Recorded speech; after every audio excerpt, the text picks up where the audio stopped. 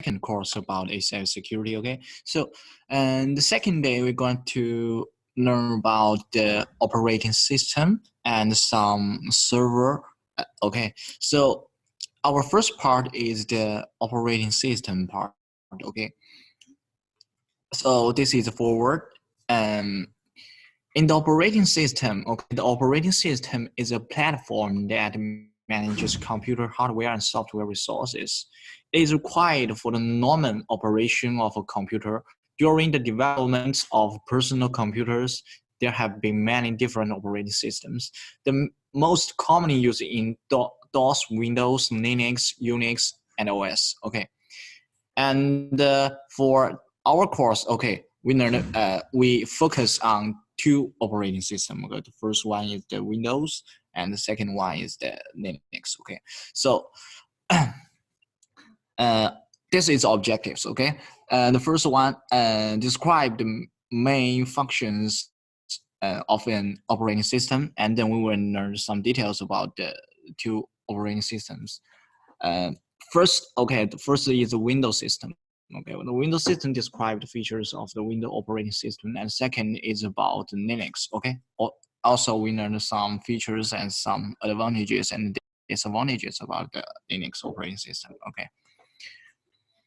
Okay, this is content. Okay, this and for the definition. Okay, so what is the operating system? And that comes to the concept. Okay, an operating system is an interface between the users and computers, and it manages all hardware resources and controls the execution of software. It also improves the human-machine interaction interface and is a software program. As for personal PC, you can add whether Linux and or Windows into your computer. Okay, it's just a software. Okay, and the operating system it have these characteristics. First is process control. Second is the process synchronization. And third is process communication, and fourth is process scheduling. Okay, as for process control, okay, process control. Okay, process control.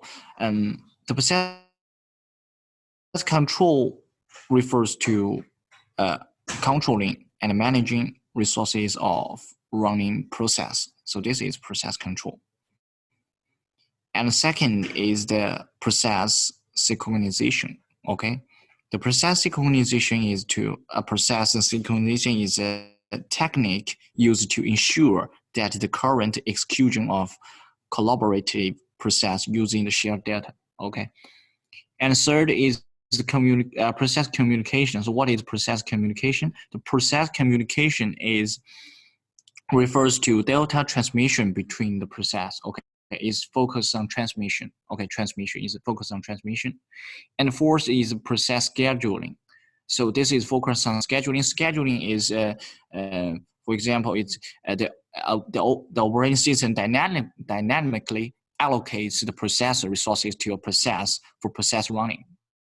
Okay, this is called process scheduling. Okay, so this is four characteristics. Okay, and the second is for memory management. Okay, memory management. The memory management also has a classification. We divide it into memory allocation, memory protection, and memory expansion. Okay, so the memory allocation is refers to process of allocating memory during a process execution. And for memory protection, is just like before memory is allocated, this operating system must be protected from the impact of a user process. And the running user process must be protected from being affected by other user process. Okay, and third is the memory expansion. Okay, so the execution of a large or multiple programs may require more memory than the system supports has installed. Okay, so the memory management is to support the memory expansion. Okay, so this is the memory management. And the next is the device management. Okay, device management also has a classification. Okay, from different from the memory. It has the buffer, device, and the device allocation and device virtualization. Okay. For the buffer management, also focus on management, but it is for buffer to mitigate the difference in speed between the CPU and I/O device and improve the concurrent running of the CPU and I/O device. Okay, and the device allocation is for the device allocation program allocates the device to the process in accordance to specific policies. Okay. And for device virtualization, it's a technology of virtual technology. So device virtualization is act of creating multiple logical version of a physical device for multiple user processes to use. Okay, just as for operating system, you just have one physical device, but if we have this virtualization of virtual technology, we can divide it into multiple logical version. Okay, so this is for device management. And the next is for file management. Okay, file management. File management is as this name means. Okay, we focus on files manage. Okay, so the main task of file management is to manage users and systems files. Okay, is when you to share files, to protect files, to these files may be the directory, maybe the directory management, the write management. Okay, so all these are the file management. Okay, next is the job management. Also the classification. Okay, this is all the classification. The classification is divided into the task and interface management, the human-machine interaction, the graphic interface. Okay, the language control easily. Okay, this is easy to understand. Language control, you can have the different languages of your operating system, and human-machine interaction. Yes, when we use the operating system, we can have a UI desktop, and we can is very friendly to us to do the operation. Okay, when you serve the website, okay, just like this is the human machine interaction. Okay, easily can normal person can master the operating system. Okay, and the next is the operating system categorization. Okay, so there are some different types of classification. If we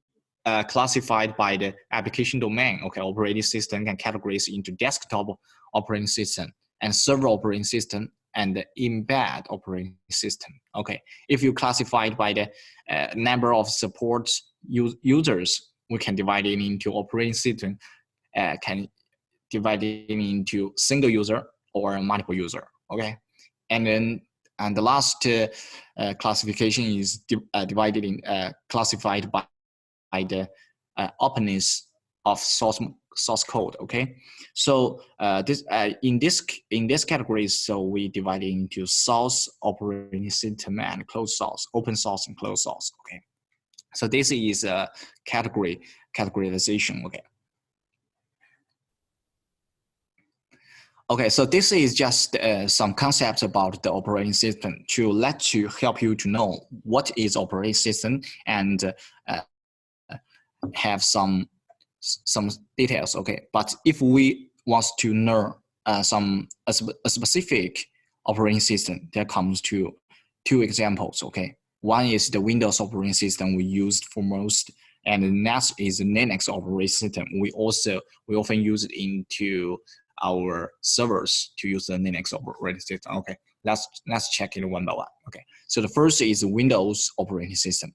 Okay, there is an origin of Windows. Okay, so in 1985, okay, Micro officially released the first generation Windows-based multitasking system, Windows version 1, due to the hardware limitation at that time. Okay, Windows version 1 did not draw the expect social attention and did not play its advantages. However, the launch of the operating system indicates that PC entered the era of GUI. Okay, in GUI operating system, most operation objects are represented by icon, which are intuitive and user-friendly and can better meet actual need of some users. So this origin of Windows, we can see that Windows, the most advantages that it has a very friendly UI to let people to operate it. Okay, so this is the overviews of Windows. Okay, micro Windows is also an origin to know how this Windows to the development of the Windows. Okay.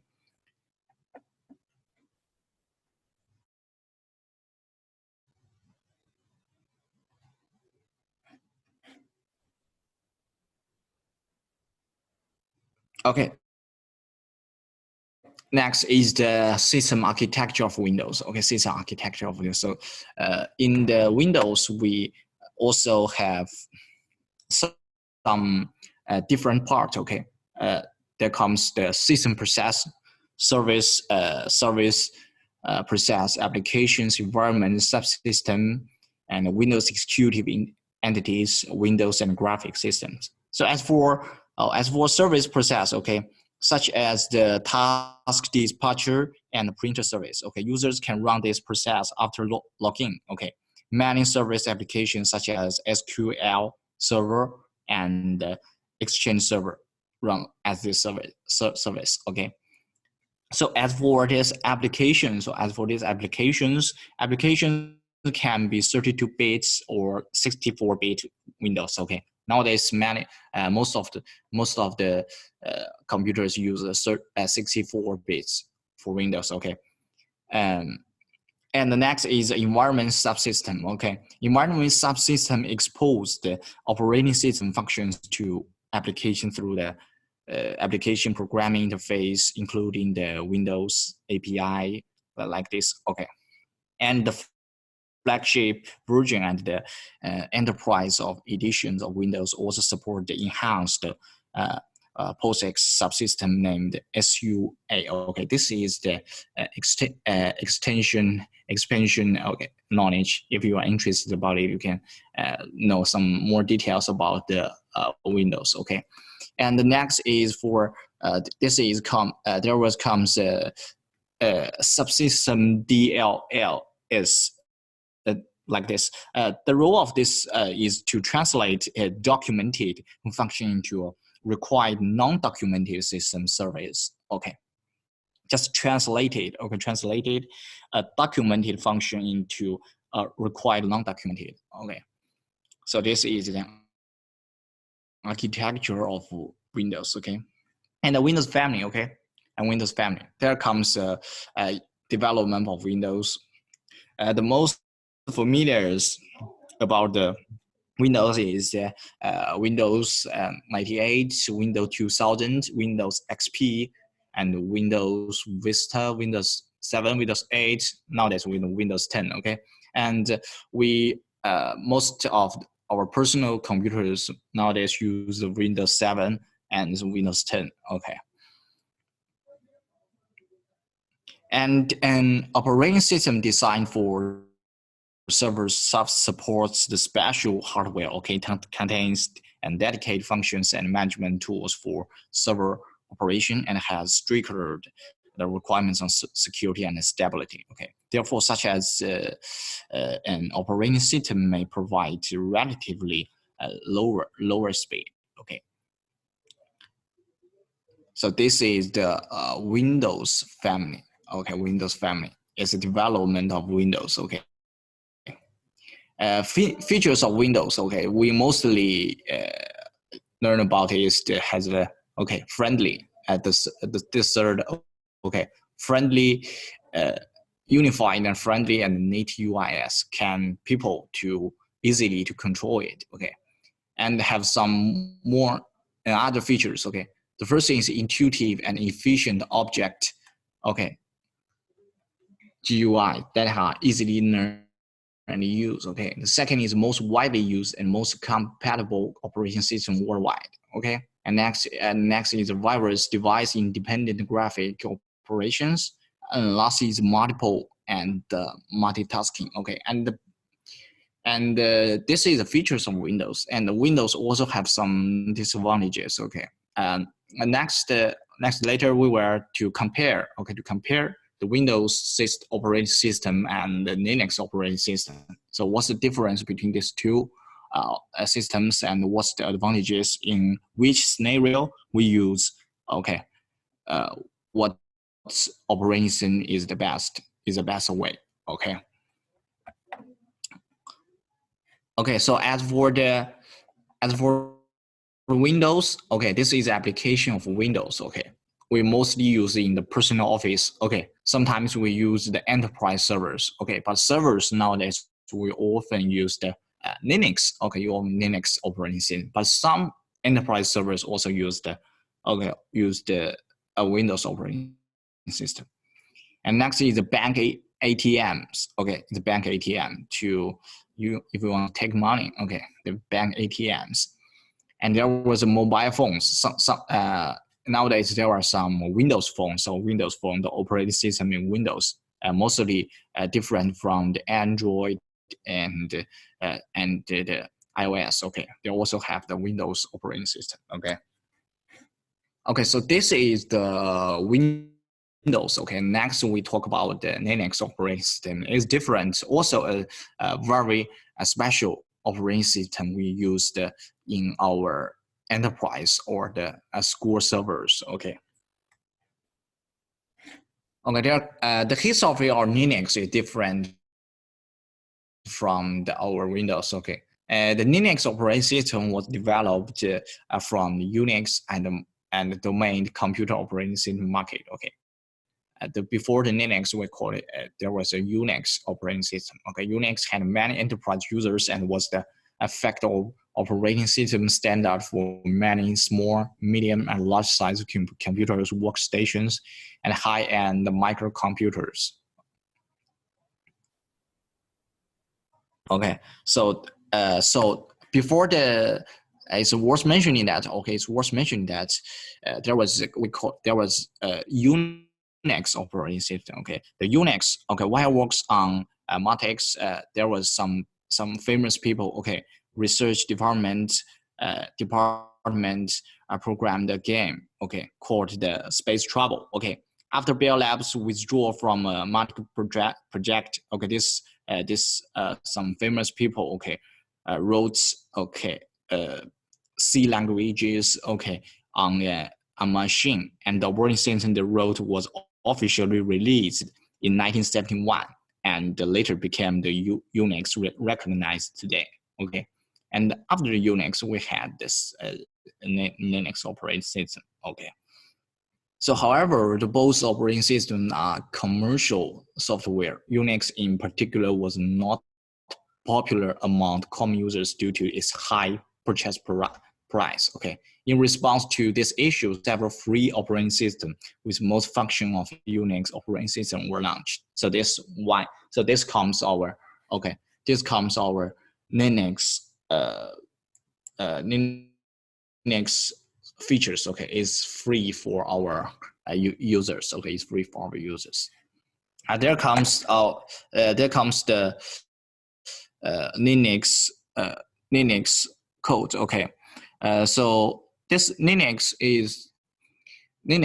There was a famous people. Okay, a Finnish college student creating operating system kernel based on Linux. The kernel was further developed to release in October 1991 as Linux, this version. Okay, and then this Linux comes to our people's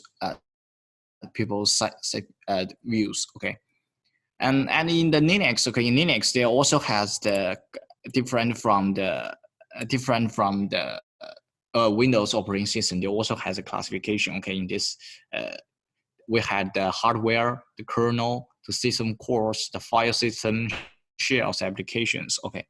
As for the Linux kernel, okay, the Linux kernel is very important. Okay, the Linux kernel is the core of the operating system, and provides many basic functions. Okay, it manages the process, memories, the device, the files, the network system, okay, etc. Okay, and to determine this system performance and stability. Okay, and next is the Windows share. Okay, Windows Linux share. Okay, Linux share. The Linux share is the user interface provided by the operating system for users to interact with the kernel. Okay, it receives user input command and send the command to the kernel for execution. A shell is just a command interpreter. Okay, the shell programming languages shares many characteristics of common programming languages. Okay, this is for the Linux share, and we have this as a Linux file system. Even Linux file system is, and that means that Linux supports multiple popular file system. Okay, for example, the FAT and the ext2. Okay, such like this. Okay, and the next is the Linux applications. Okay, Linux applications generally. A standard Linux system has a set of applications, okay, a set of, including the programming languages, the text editors, the office suites, the internet tools, okay, like this. This is the Linux applications, okay. This is a common Linux operating system, okay. We use the many, for example, the Red Hat, okay, Red Hat. Foremost, and also CentOS, okay, the Ubuntu, okay, Ubuntu, okay, also are Linux operating system, okay. And so when we learn about what is Linux, the development of Linux, the Linux. The most famous common Linux operating system. So what is the features? Okay, the features. So the difference from the Windows. So first one, the most important one is free of charge. Okay, free of charge, free kernel source code. Okay, free kernel source code. And second is that the multiple user and multitasking. Okay, third is user friendly and friendly interface, and fourth is supporting multiple platforms. Okay, the first one, the free of charge. Okay, so free of charge means that Linux is free of charge operating system that can be downloaded from the internet or obtained in other ways. Okay, and its source code can be changed by users as required. Okay, different people, different users, different enterprise may you can modify it. Okay, you can change this source code as based on a requirement. Okay, this is a unique advantages that attracts companies, programmers worldwide to modify and change Linux as they want. Okay. Oh, the second is the multiple user and the multitasking. Okay, multitasking. This is easy to understand. Okay, that means that the multiple users to use this computer without other users affecting them. Okay, without affecting them. Okay. And third is a user-friendly interface. Okay, user-friendly interface. So this means that the Linux operating system supports both command code, both command line. Or command line means a CLI. Okay, command line, and the GUI. Okay, you can use this Linux operating system, but there's two ways. Okay, and the last is the supporting multiple platforms. Okay, support multiple platforms. The Linux can run multiple hardware platforms, okay, such as the x86, okay, like this. And the Linux also supports the multiprocessor technology, which allows the multiple processor to work at the same time, greatly improving the system performance. Okay, so this is the features.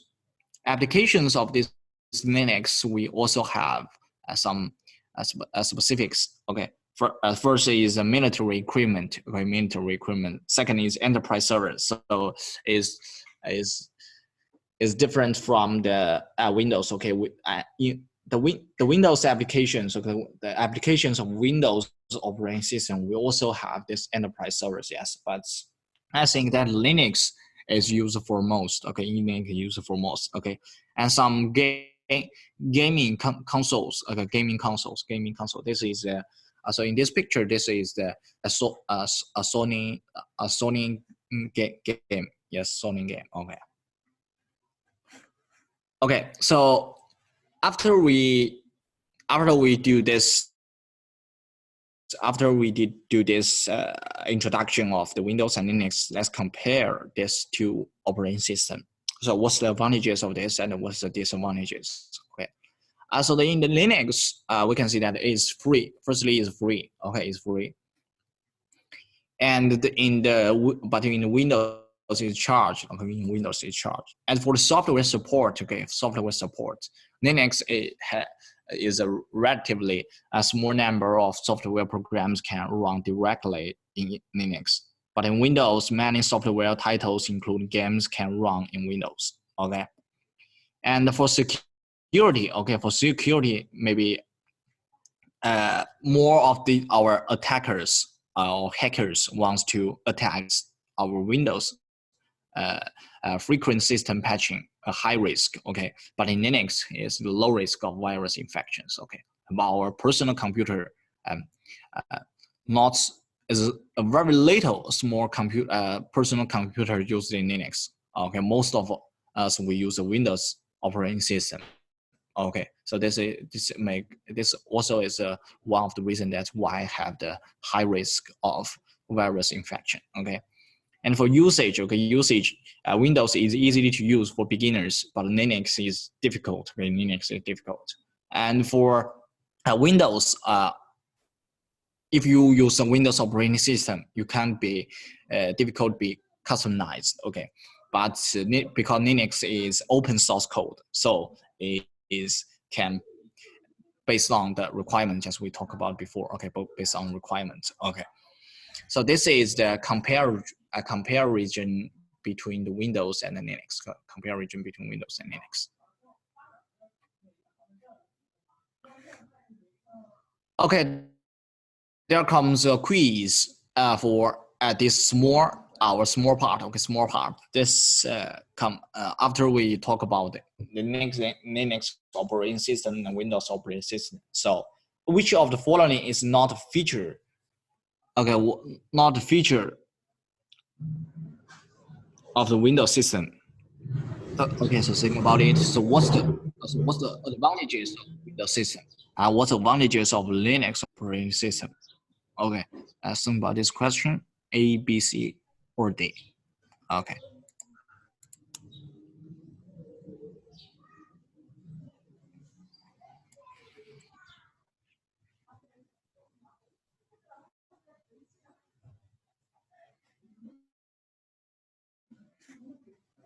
Okay. For this question, we can see that for Windows system, okay, Windows system is we have the unified friendly needs UI is wrong, okay, is wrong, okay, and strong compatibility also, okay, the multiple user and multitasking also, okay, and free of charge, that's wrong. That's the correct answer. That's the correct answer. Okay. In the Windows system is charged. Okay, is charged, but the free of charge is for Linux operating system. Okay, so free of charge is for Linux operating system. So this question we choose D. Okay, D. Okay, there comes the summary. Okay, there comes the summary. What's the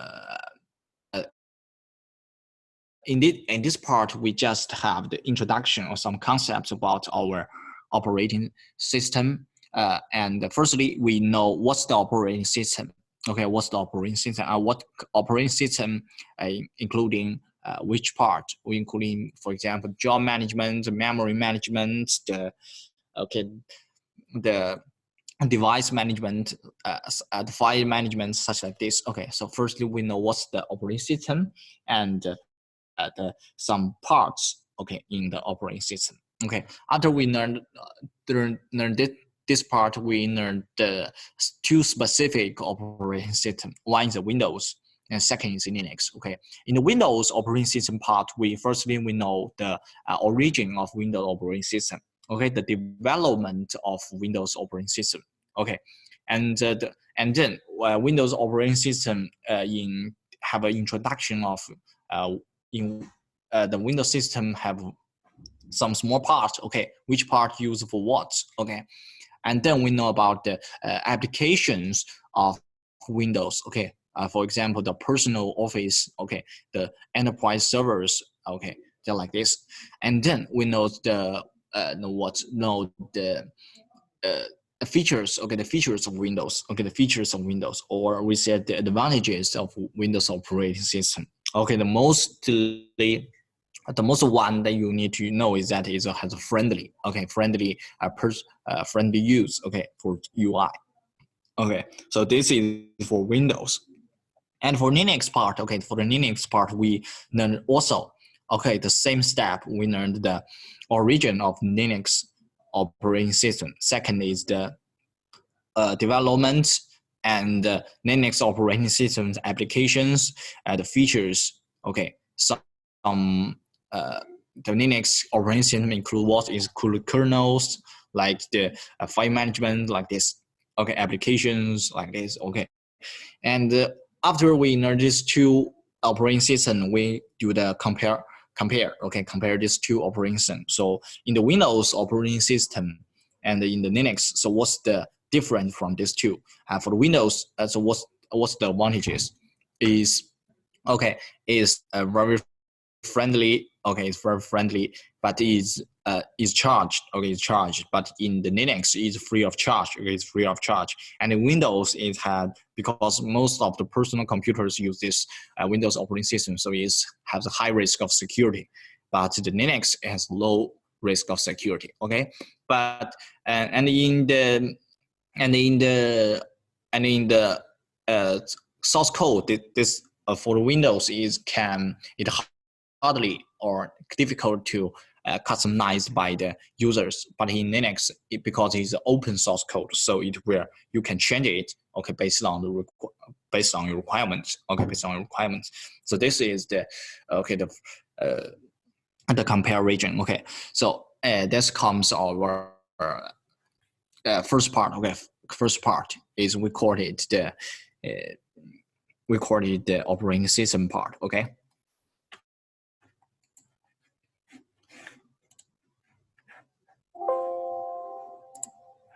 So, are there any questions? And if you don't have any questions, and you can have a rest of 2 to 3 minutes, and then we come to our next part. Okay.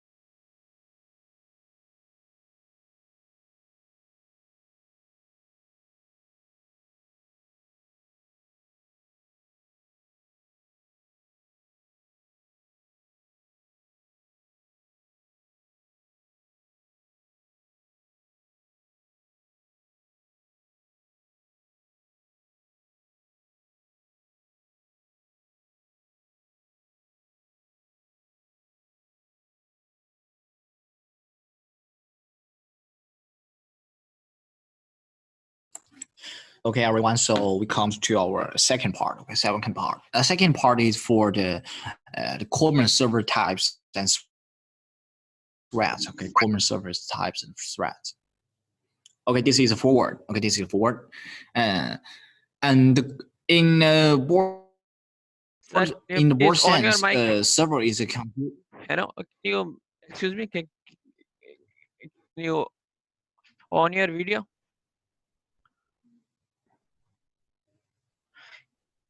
So what? Can you on your video? Sorry about it. I'm not hearing you very clearly. Yes. What's video? What's He's saying to turn on your video.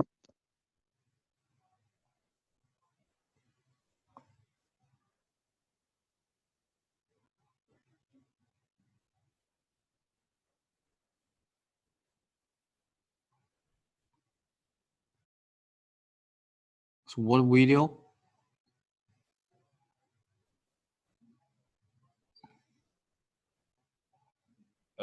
Carry on.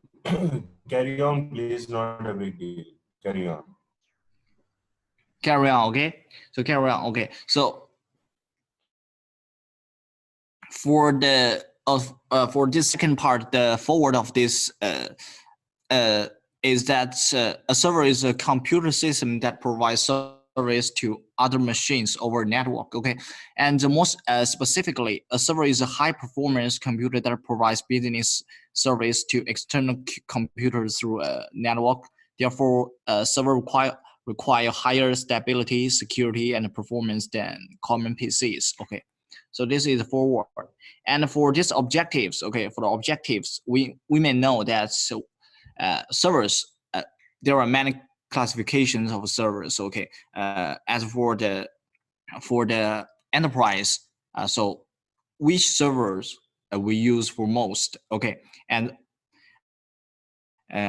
for the servers classification, we also can do this for classifications.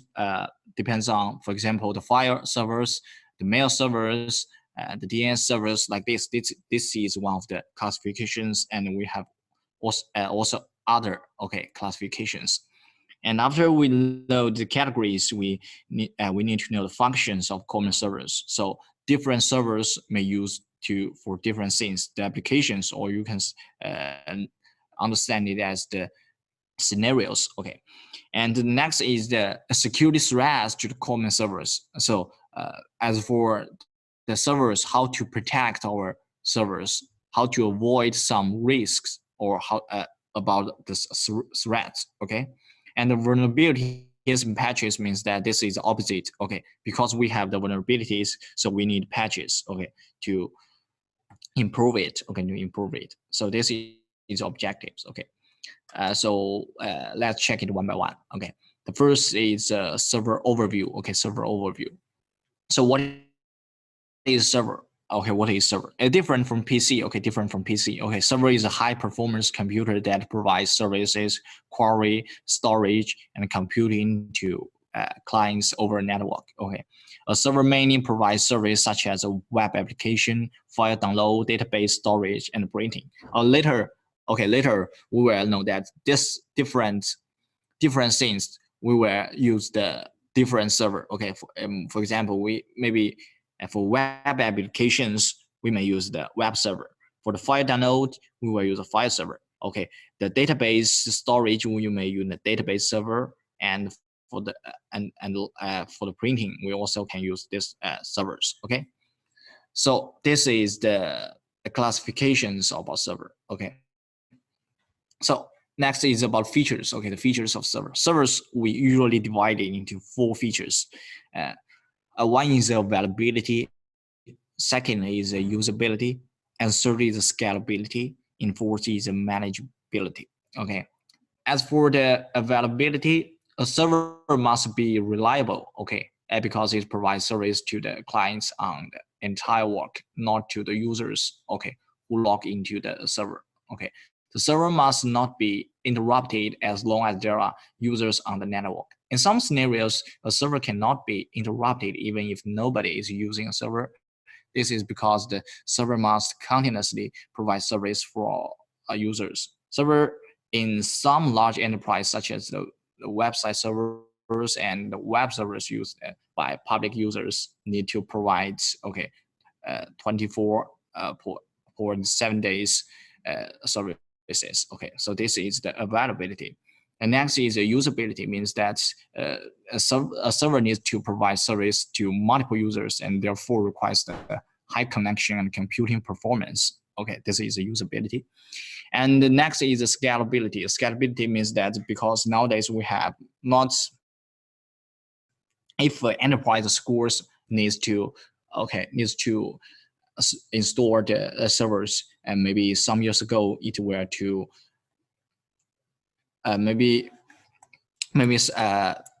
years ago we need to do the scalable, okay, to ensure high scalability. A server must provide scalable space, okay, or redundant parts. Okay, so this is scalability. And the last is manageability. Okay, manageability. Okay, that is to monitor or to manage. Okay, monitor and manage. So this is the features of servers. Okay. So next is for the comparison about the servers and PCs. Okay, you can see that the servers in this Excel. Okay, in this Excel, the servers has the high availability, high usability, high scalability, high manageability. Okay, but the PC is relative to low. Okay, but PC is relatively low. So this is the advantages of servers. Okay, this is the advantages of servers.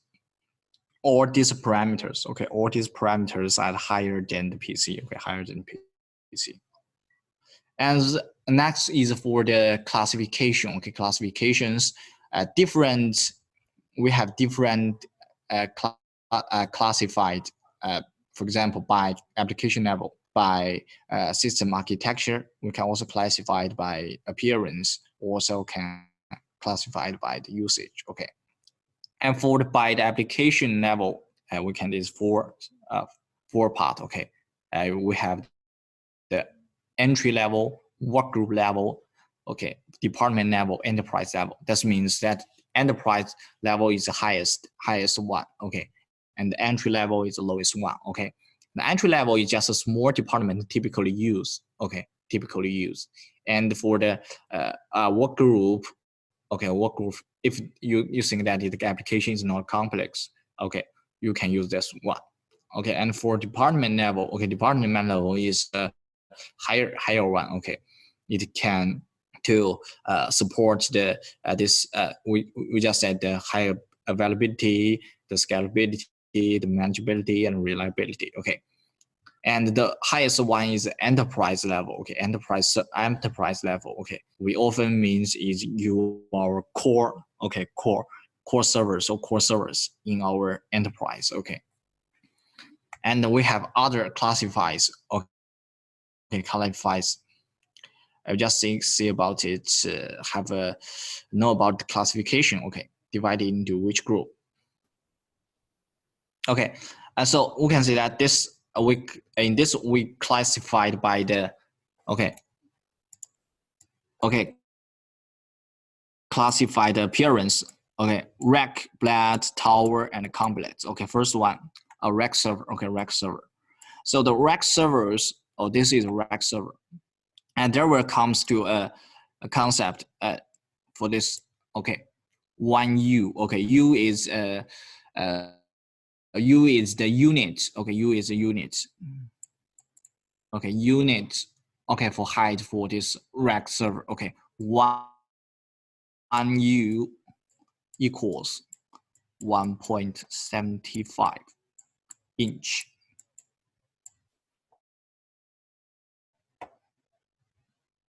Okay, also equals maybe 44.45.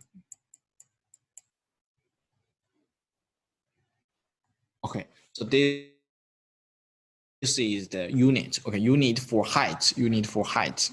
Okay, height.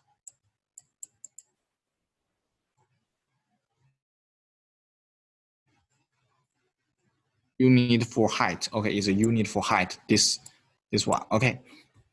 So the rack server. Okay. So the rack server, we have three features: is a small chassis, the best selling servers, and multiple users can be stored in one cabinet. Okay, in cabinet. So in the Huawei rack servers, we can have the rack RH 1288H RH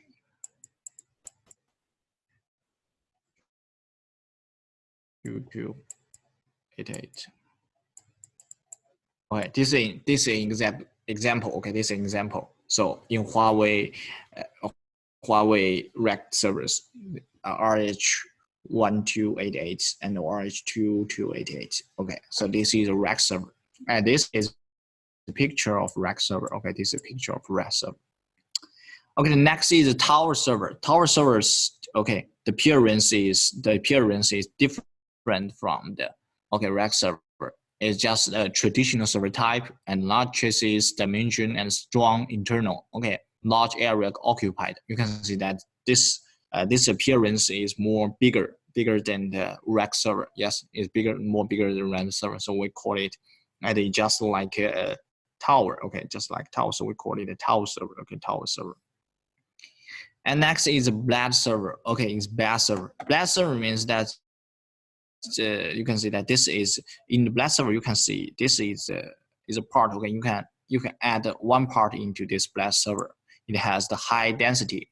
Okay, high density, the energy efficient, the centralized management, and quick deployment. Okay, you can if you just only need two. Okay, you just add two of the.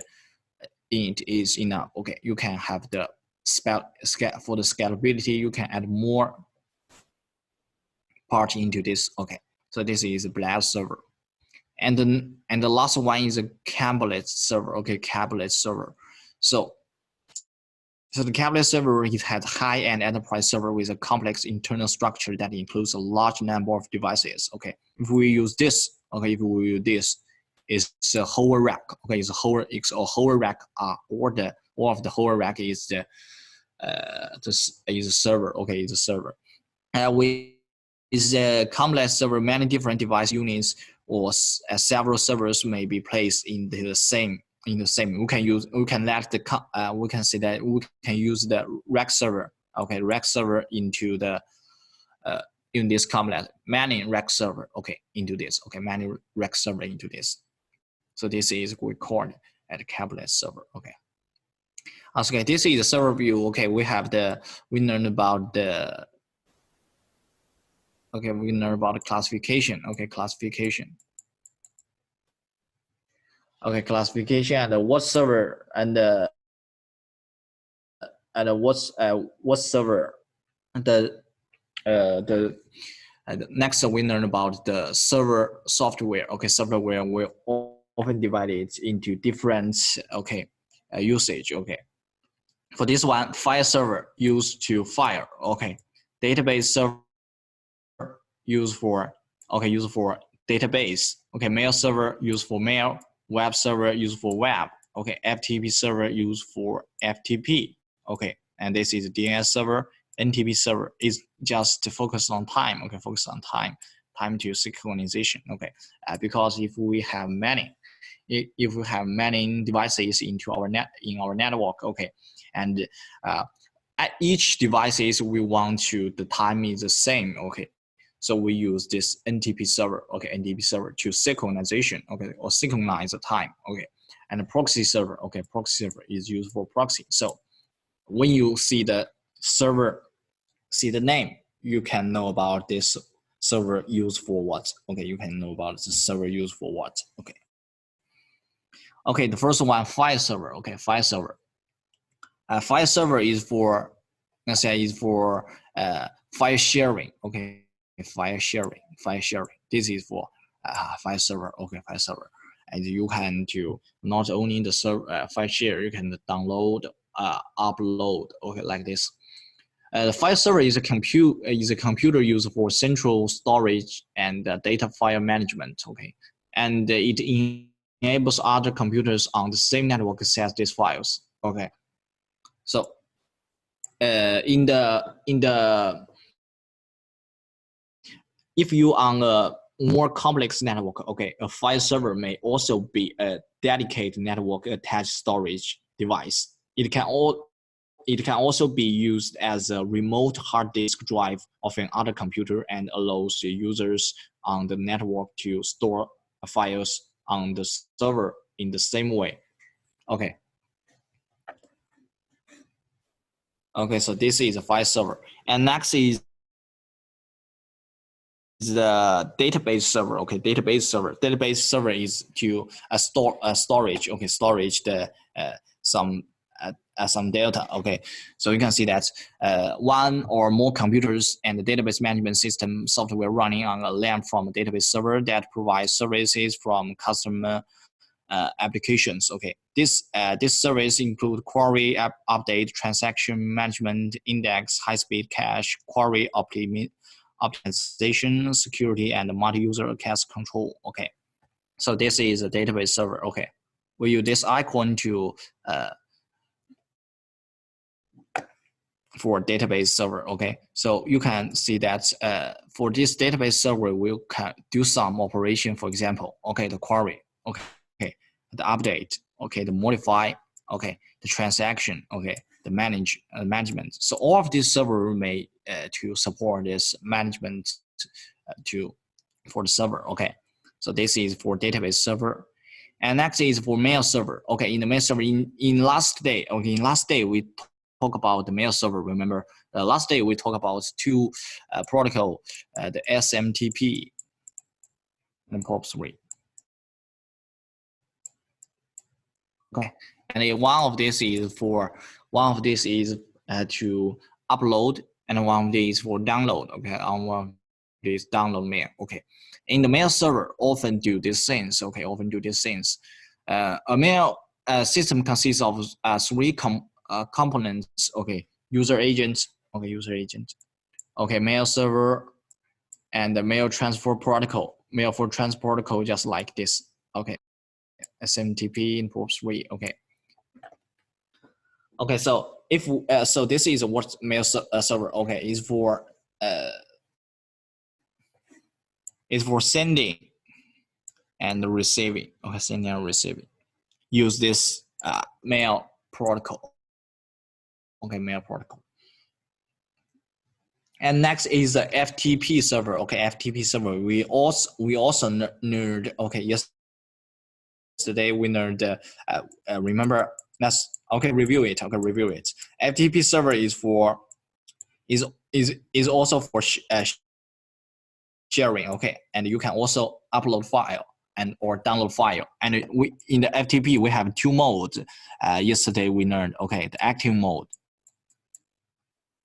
Okay, the passive mode. Remember.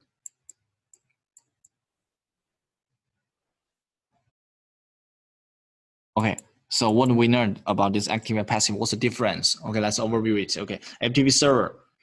So about the active mode, we use the specific port. Remember, at the 20 and 21. Okay, 20 and 21. But in passive mode is for random. Okay, it's for random. And second is that for who send the packet. Okay, who send the packet. The active mode is different from passive mode. Okay, so let's just have a simple overview of yesterday's course. Okay, and comes to today's course. Okay, the FTP server. Okay, FTP server is for FTP servers provides users. FTP server provides users identities of different levels. Okay, user, get, and anonymous. Okay, and anonymous, and also record command and login files. Okay, so this is the FTP server used. Okay, FTP server used. And next is DNS server. Okay, we also learned yesterday. Remember, DNS server. DNS server is for domain. Okay, domain name.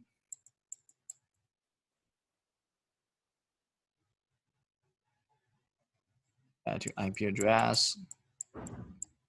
Okay, so this is a DNS server use. Okay, we have learned the process. Yesterday we learned the process that DNS server works. Okay, we learned the root DNS server, the recursive DNS server like this. Okay, so if you forgot the process that the DNS server works, you can overview yesterday's courses. Okay, so this is about DNS server. Okay, DNS server is this is the DNS server function. Okay, DNS server function.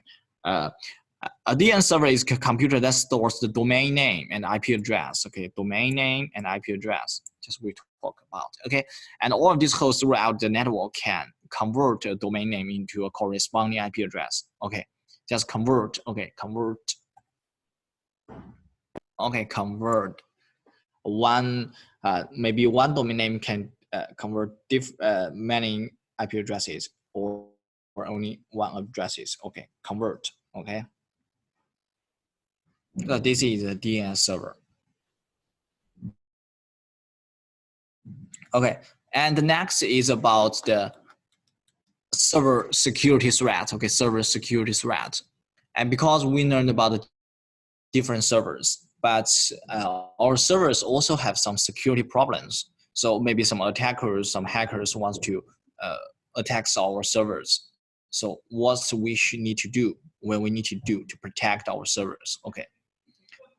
Okay, our server security threats may divide this to this different part. Okay, we have the malicious program. Okay, malicious program, the brute force cracking by hackers. Okay, the system vulnerabilities, the DDoS attacks, the SQL injection attacks. Okay, these all the 5 things are the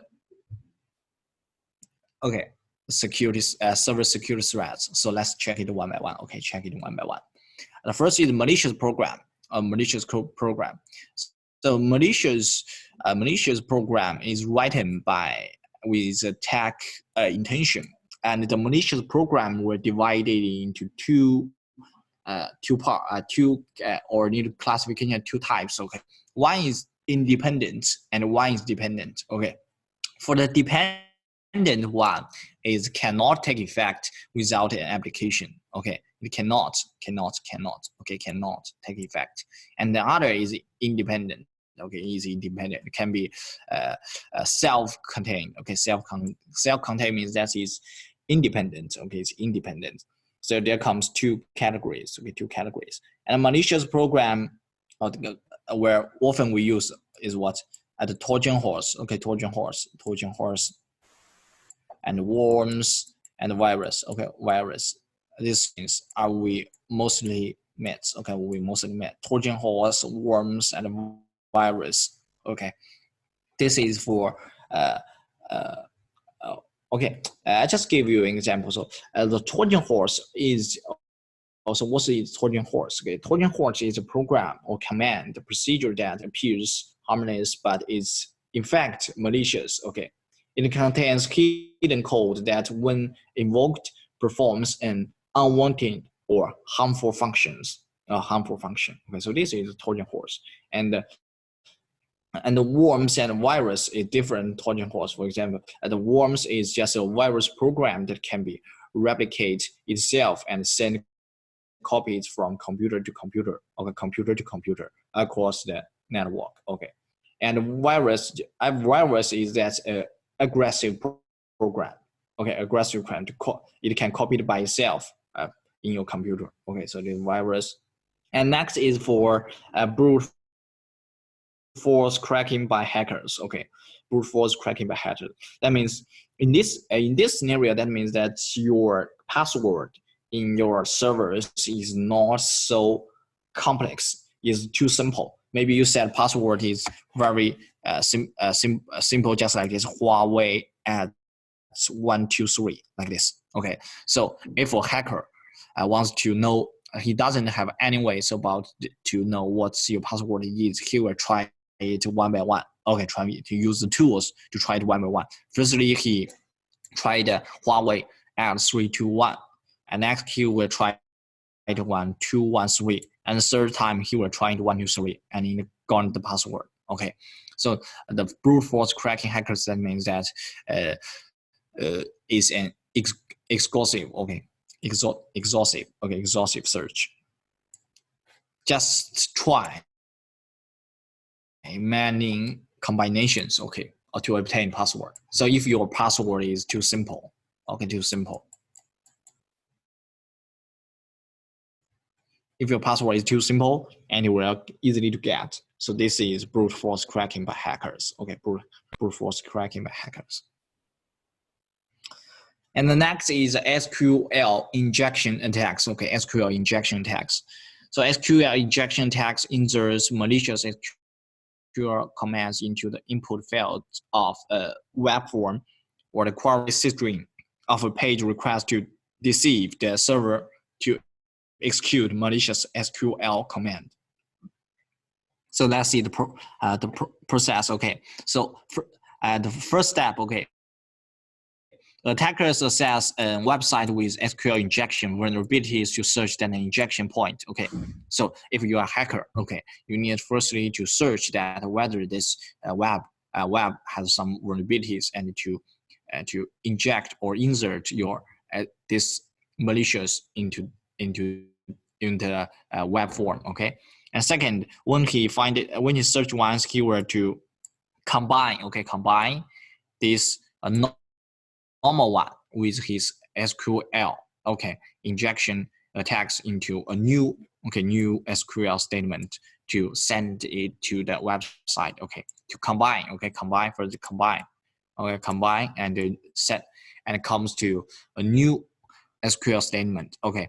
After is sent to the database, and if the database, okay, submitted, okay, server is submitted. When submitted and when it's to execute this new statement, okay, and it cause injection attacks, okay, execute. So okay, so this is the just a simple step for the SQL injection. First, you need to search. Yeah, you need to search keyword. Okay, keyword. Just note keywords about this. First, to search. Okay, search the injection point. And second is to combine. Okay, combine just means that use the normal one and with your SQL injection attacks. Okay, combine into a new one. This is a keyword. And third one is submit. Okay, submit to the database. Okay, and fourth is the execute. Okay, execute. That means that the database, when the database execute the new statements, and you are success to attack. Okay, you are success to attack. So this is for keywords is search, combined, and submit, and execute. Okay, execute. So this is a SQL injection attack. Okay. And next is the DDoS attack. Oh, this is we met many times. Okay, DDoS attacks means that hackers were to control many zombie hosts to attack the machines to get just like a flood to exhaust the whether the bandwidth, the sources or resources of the servers. So get this called with DDoS attacks. Okay. And the whole name is the distributed denial of service. Okay, denial of service. Control, this is zombie host. Okay, zombie host. Control many these machines to attack the machine to exhaust the bandwidth or the resources. Okay. There comes we just give an introduction of four things out the four ways. Okay, 4 ways of the threats of servers. So how to protect our servers by these 4 ways. Okay, so each way we have the defense method. Okay, defense method. As for malicious program, okay, we have this method. For example, do not install suspicious software. Okay. Do not open a link from an unknown sender. Okay, that means that this means what? This you have the information. Also, we talked about yesterday. We have the information security concept. Okay, information security concept. Each one, not only the network engineer. Each one don't open the link of unknown senders. Okay, have the information security concept. Okay. And for brute force cracking by hackers, this is very easy. Yeah, to set complex password because if your password is more complex, it can't be easily to be hackers to get. If you just set your password is 1 2 3 4 5, just like this password, is very simple, so it can be easily get by the brute force cracking by hackers. Okay, so and next is for SQL injection attacks. Okay, injection attacks also have some ways. Okay, they use regular expansion to filters input parameters.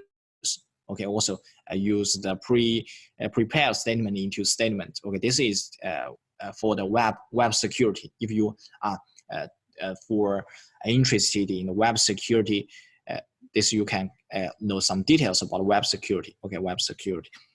Also the DDoS. Okay, DDoS is we need to authentication. Due to authentication, this is very important. Okay, authentication.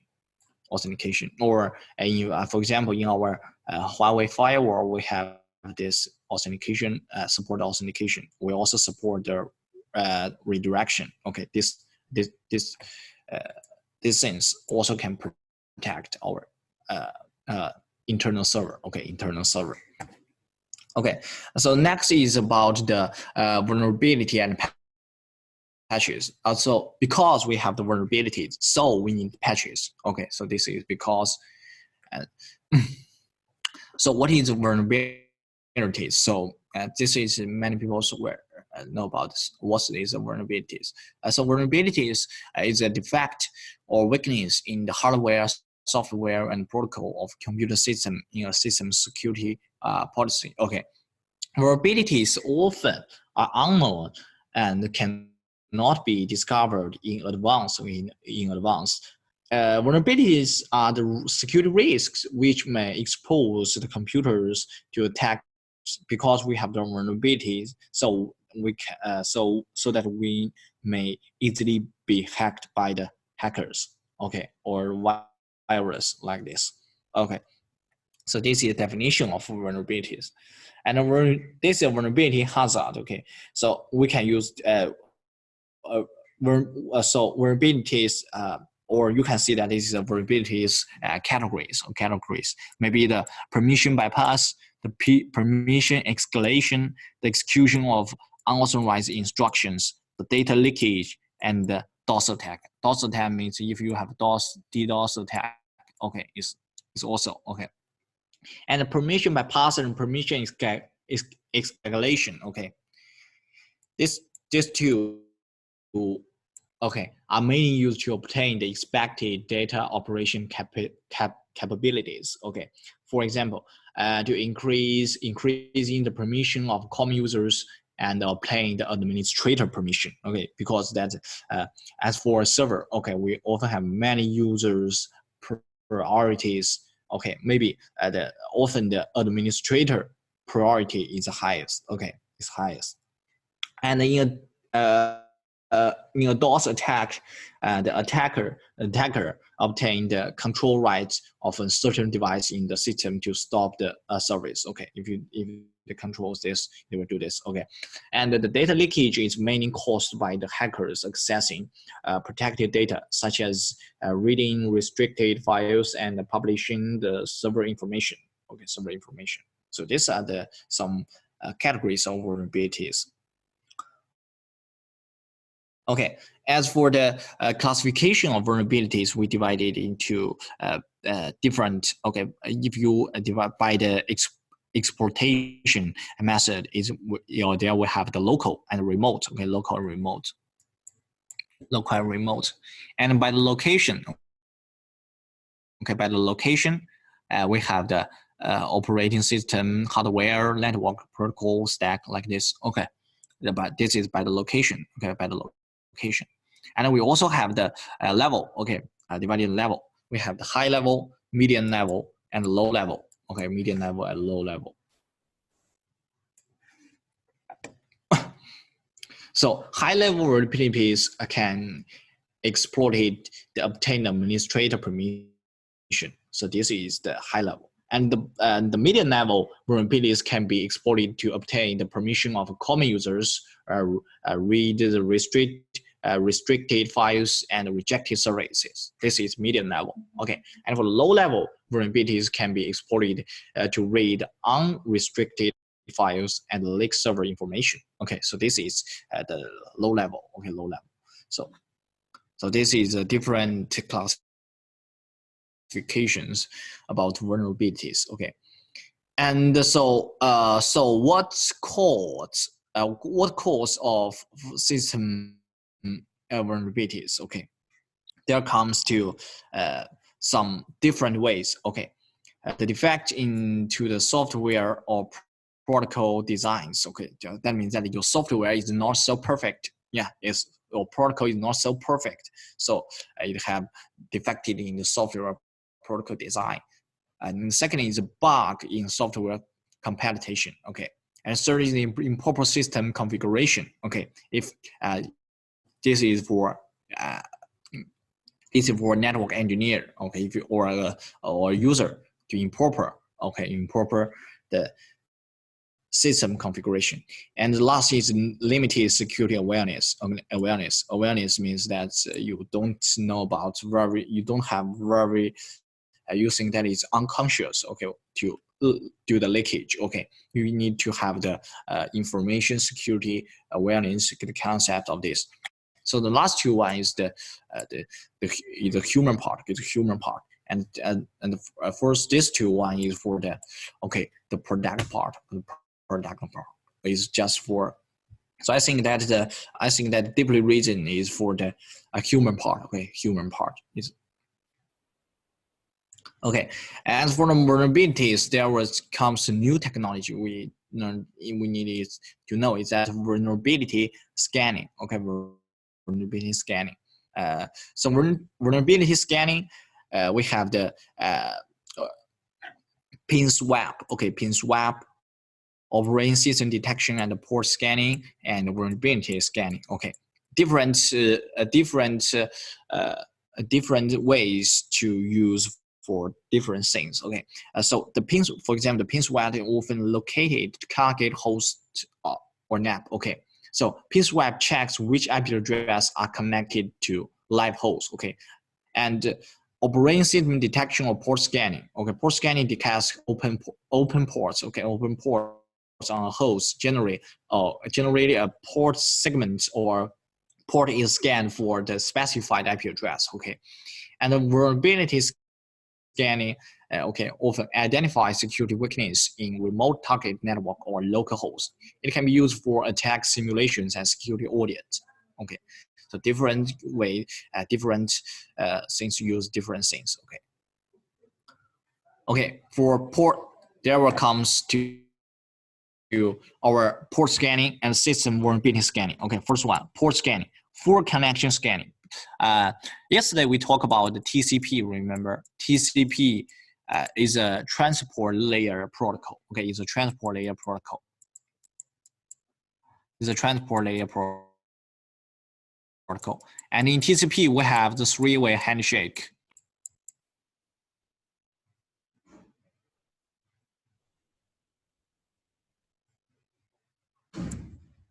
Three-way handshake. So if our three-way handshake is established, if there was host A comes to host B.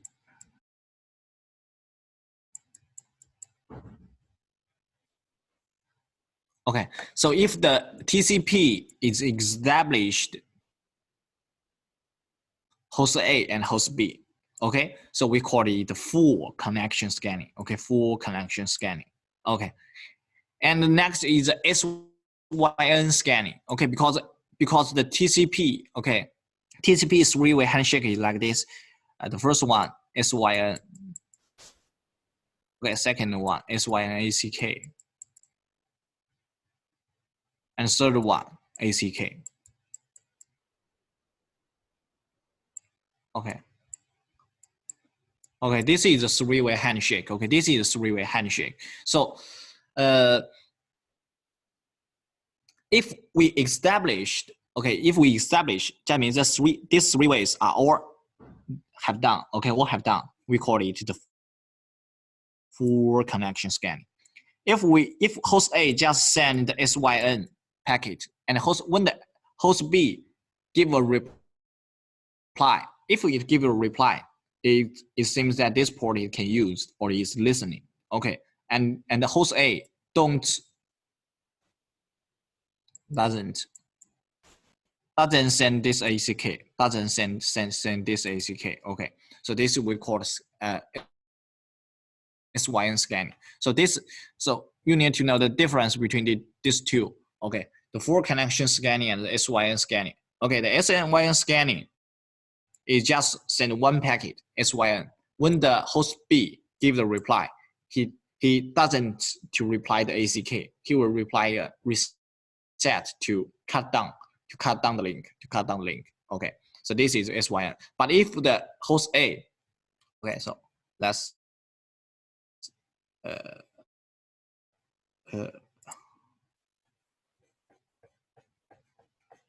okay.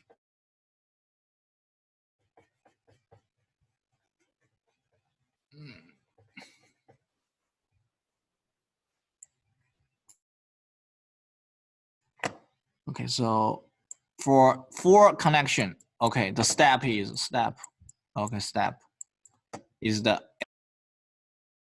SYN ACK.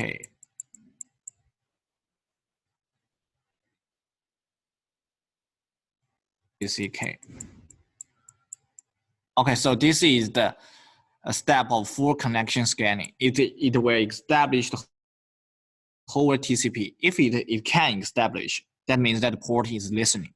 Okay, if it can't establish, then it means the port is closed. Okay, and it's SYN scanning. Okay, SYN scanning means that SYN and the SYN ACK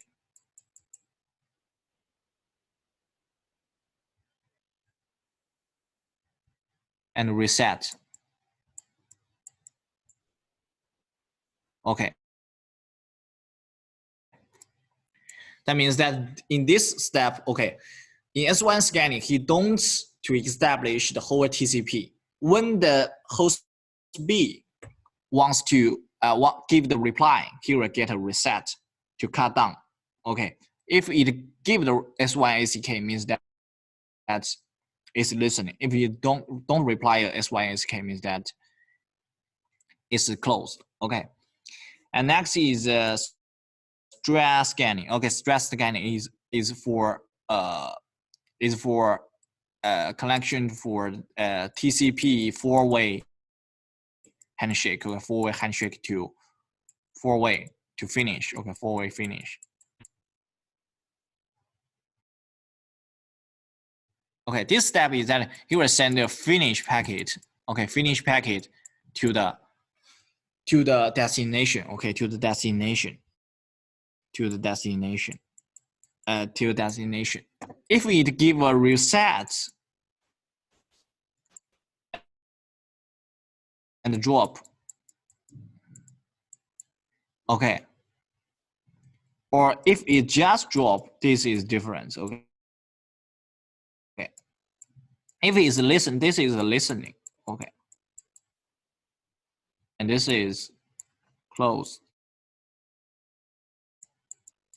Okay, if the destination is just drops, it's listening. Okay, but if is give the reset and drops, is closed. Okay, is closed. So this is the this is a status scanning. Okay, and next is for the system vulnerability scanning. Okay, we have the passive scanning and active scanning. Okay, the passive scanning is based on the host detection. It checks in appropriate settings, weak password, and other objects that do not comply with security rules. This is the passive. And active is that means that it attacks the system by executing some script files and record the system response. Okay, just we use the tools. You can see that we use the tools to do these things, to record. Okay, so this is for common scanning method. Okay, so this is why we need because we have vulnerabilities, so we need the patches. Okay, we need patches. There was some people said, now I know how to scan vulnerabilities, but how can I harden my host if vulnerabilities are found? Okay, it's very simple. If your close has a hole, what you do? Okay, well, I'm patch them. Okay, got it. If my computer has vulnerabilities, also, okay, we need to patch. Okay, also we need to patch. This is why we need to patch. Okay. This is a very famous virus, worm. Okay, we just talked about yesterday the WannaCry. Okay, WannaCry, ransomware. Okay, WannaCry ransomware. This WannaCry uses the vulnerabilities port. Use this port 445. Okay, 445. So this ransomware is use the vulnerabilities of port 445. Okay, in Windows. This is for Windows. Okay. So after a computer is penetrated by the ransomware, the many types of files in the user host system, such as photos, pictures, documents, audios, and videos, are encrypted. The file name extension of encrypt files change to dots like this, dots w cry. He will change the file like this, and the ransom dialog box is displayed that you need to pay the money. Okay, you need to pay the money. This and you see $300 to. So this is the WannaCry ransomware. Okay, and the next is also news. Okay, also a news.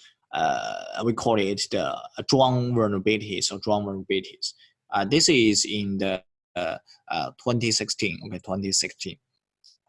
This Zhuang vulnerabilities were found in the open source encryption tool. Okay, OpenSSL used by about 2/3 of the world's website server. Okay, and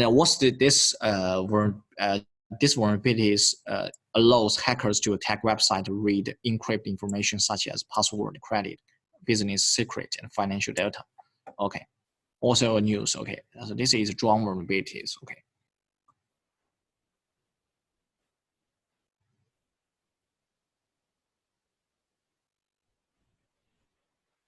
Different from the last WannaCry ransomware. Okay. And so why? So how can we defend against these vulnerabilities? Okay. Okay. For example, the scan and kill the virus and Trojan horses in a timely manner. Okay, in a timely manner. So in the next part, we will talk about some antivirus. Okay, antivirus software. Antivirus. Okay. Antivirus. And next is to improve. Okay, the security awareness. Also, we talk about many times. Okay, improve this for human, or this for human method. Okay, to improve the security awareness. Okay, improve the security awareness. Also to disable the specific port or service. For example, we know that the WannaCry use the port at 445. This is specific port. Okay, so disable specific port of service can sometimes have a good improvements. Okay, also okay, update system patches promptly. Okay, because maybe as for a company, okay, as for security company, so maybe 1 year or half year he were to update his security products. So you also need to update the system patches promptly. Okay, so this is the 4 ways. Okay, different ways. Okay, for example, you can see that there is okay. This is for tool. Yes, a tool. This is for tool. We also have a human. Okay, this is for the operating system itself. Okay. Okay, let's come to our quiz. Okay, quiz. The quiz of this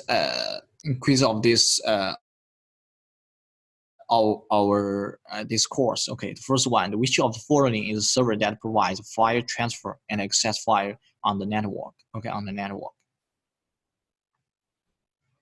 So you can say in the stem, okay, in the stem was the forwarding server that provides file transfer, okay, file transfer and access service, okay, access service.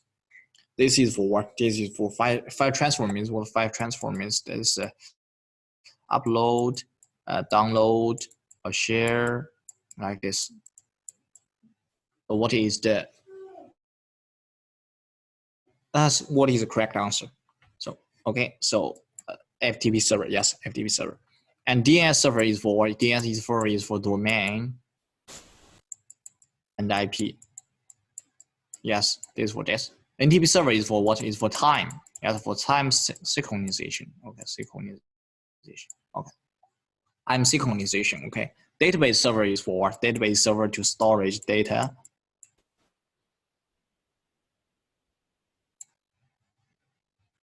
Okay, so different server. Okay, different server. FTP server is for this. Okay, file, upload, download,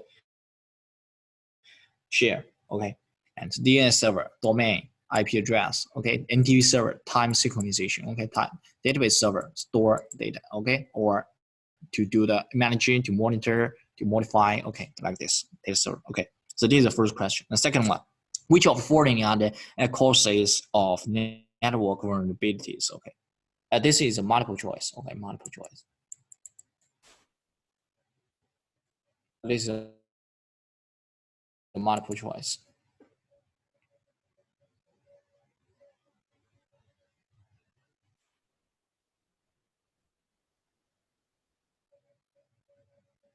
The first one. Okay, first one. Defects in some software or protocol design. Okay, is it right? Yes. Okay, this is for. I mean that this is not the protocol. I just said the software protocol is not the perfect way. Yes. So by the design, it has some vulnerabilities. Okay. Second one, bugs in software competition. Okay. Also correct. Okay. Third one, improper system and network configuration. Okay. This is for users. It is for users. Also correct. Yes. And last one, limited security awareness. Also correct. Okay. So the answer is A, B, C, D. Okay. Answer is A, B. And this two is for what is for human part. Yes, human part. And this is for the product part. Okay, so this is the second part of today's course. Okay, second part, the section, and let's come to our section summary. Okay, so this course we just learned the server. Okay, so the first one we just learned the server overview. Okay, server's concept. Okay, introduction.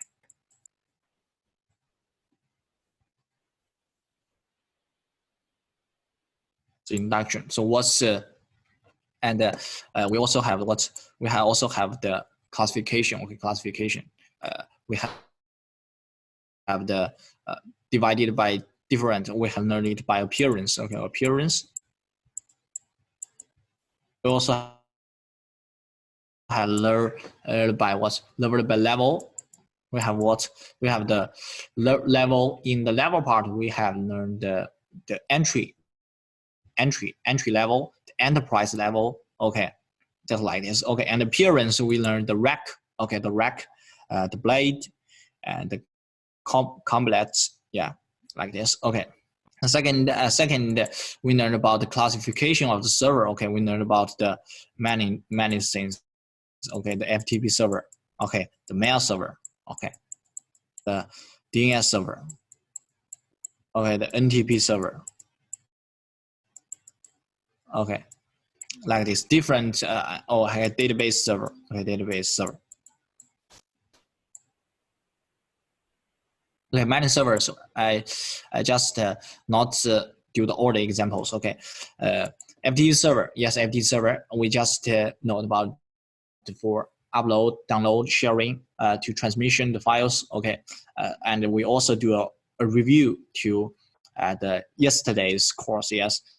And mail server. Okay, mail server. We use three user and user agent and the file server itself, and for mail server itself, and for mail protocol. Okay, mail protocol. We learned the SMTP and the POP3 yesterday. Yes. And for DNS server. Okay, DNS server. DNS server is for domain name and the IP address to do the translate. Okay, to then translate. Okay, and we also do an overview about if you can overview it still how does DNS server works. Okay, yesterday we just talked about it. And NTP server is for time synchronization. Okay, time synchronization. Time synchronization. Okay, and this database server also okay do the to store data and do some actions about data. Okay, so this is the second part. And third part, we learned the threats. Okay, threats. The threats we mean that so we learned some different ways. The malicious code. Okay, malicious code, and we learned the brute. Okay, brute, and we also learned the other ways. Okay, and the different ways may use to different defense method. Okay, as for malicious code, we know that we need to open that is unknown website. Yes, and for the brutes, you don't need to set a very simple password. Okay, and the next is for the vulnerabilities and patches. Okay, vulnerability and patches. So the vulnerability and patches we also divided it as a classification. Okay, we have some patch. We have the scanning. Okay, scanning. We know the scanning. We have the port scanning, the IPs and the pin swap like this. Okay, and we told about some process that scanning works. Okay, the SYN scanning. Okay, full scanning. And stats. Okay, we also have the this is a classification. Other we have the active. Okay, active and passive. Okay, active and passive. Active and passive. Okay, so this is for vulnerabilities, and for the patches that we need to is to improve to protect our servers that we already do what we already do. For example, we need to update our security software. Okay, security software. Another is that we need to download the antivirus to protect our PC or our servers. Okay, and third is also okay to improve our human security awareness. Okay, security awareness. Okay, so this is some different ways that we for the patches. Okay, different ways for the patches. Okay, so this is the second part of our we learned about servers. Okay.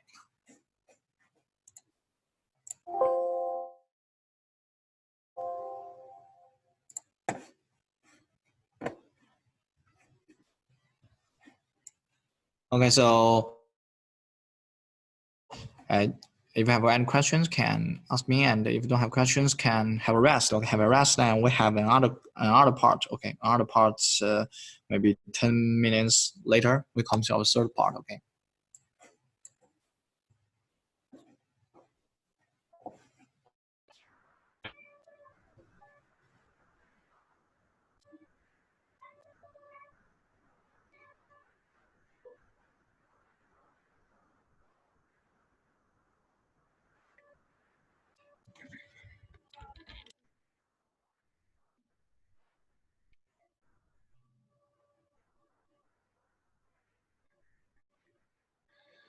Hello.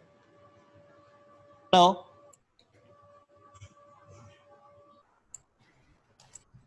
Hello. Hello. Hello. Can you hear me? Yeah, I have one question regarding WannaCry. You talk about Okay. WannaCry for system got encrypted. So, is there any way to recover without paying money? Is there any what? Way to recover the system without paying Bitcoin money? Required money? Require Yeah, money? like WannaCry got encrypted our files. if our system got encrypted, You our just said files that go, you just said that without money, can you solve this problem? yeah.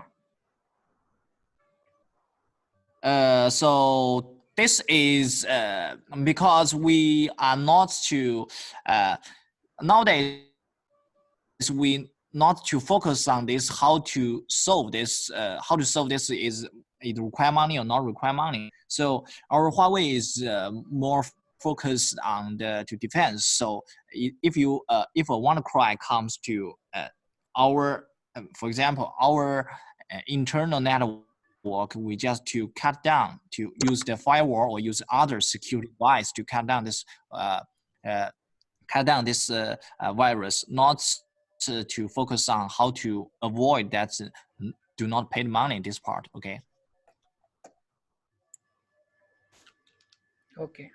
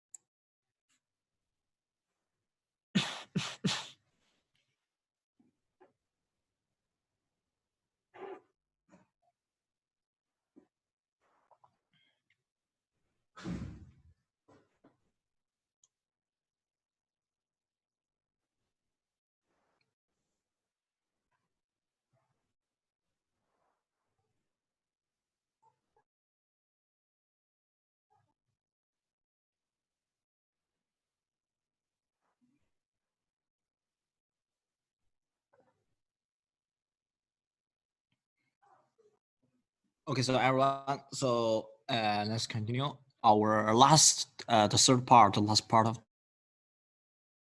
today. Okay, and we're going to learn about the host firewalls and antivirus software. Okay, in the last part, we learned about the vulnerability and patches. And one of the patches, we learned that we need to install this antivirus to do the defend the attacks and the virus. Okay, so this is why antivirus software comes. Okay, so this part, the host firewalls and antivirus software is focused on defense. Okay, focus on defense. Well, this is the forward. The firewalls were first applied to building the isolate file and prevent file from the spreading firewall one area to another. Okay, so this is the origin. Okay, the origin of the firewalls. So why we call it firewalls? Because it's many years ago. Okay, it's firstly applied to building to isolate files. Okay, and in the communication field, firewalls are mainly used to protect a network against attacks and intrusion from other network. Okay, against attacks. Okay. Okay, this one. And the antivirus software, okay, is to defend the virus. Okay, it's a type of tool. Okay, it's a tool. Okay, used to remove non-harmful program code such as virus, Trojan horses, and from computers. Okay, it's a tool. Okay. So, and the objectives of this course, okay, firstly, we need to describe the definition. Okay, definition.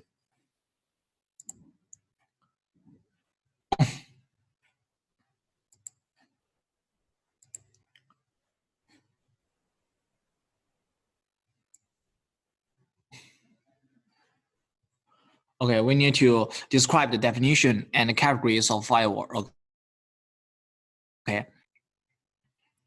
And the second one, okay, describe the main function of firewalls. Firewalls used have which functions to do the defense. Okay, and for the antivirus part, we need to know and how does antivirus works and what concepts of antivirus. Okay, and because we have many antivirus, so what's the distinguished antivirus software from firewalls? This means the difference between the antivirus software and firewalls. Okay, and the first part, the firewall overview. Okay, because we learned the first part, we learned two operating system. Yes, the first is a Windows operating system, and the second is the Linux operating system. So based on these two operating systems, we have the firewalls. Okay, I have the firewalls. So what is a firewall? Okay, this is the concept. Okay, concept. There comes concept. Is a method separating private networks from public networks. Okay. Separate. Okay, separate. Okay, only authorized people. Okay, can access to do. This is a function. Okay, prevent. Okay, prevent. So this is a firewall. Firewall can easily understand. Okay, to do the separate. Okay, separate the private to the public. Okay, to prevent, and only authorized person can use. Okay. And for the hardware and for firewall classification, we have the hardware firewall and the software firewall. Okay, software firewall. And by protect object, we have the standalone firewall and the network firewall. Okay, network firewall. What is hard firewall? For example, we have a Huawei firewall.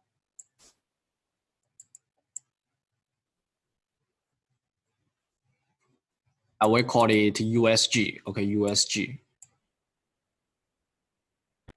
At 6,000 or USG 9,000. Okay.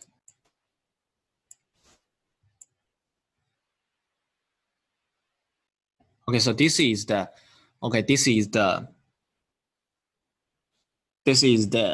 hardware firewall. Okay, hardware firewall. So what is a software firewall? Okay, software firewall is the firewall in our Windows. Okay, our operating system, we have the firewall. Remember. So for example, this one. Okay. This is our software firewall in our Windows. So okay, so each computer has the software firewall. Okay, and the standalone firewall and network firewall also. Okay, standalone firewall means that it is independent. Okay, is independent. For example, our Windows firewall. Okay, Windows firewall. And this, for example, USG just means that our Huawei firewall is a network firewall. It just protect. Okay, network firewall means that it protect the whole network. Okay, the whole network, not only one PC. Okay, not only one PC. Okay, not only one. This is we call it the network firewall. Okay.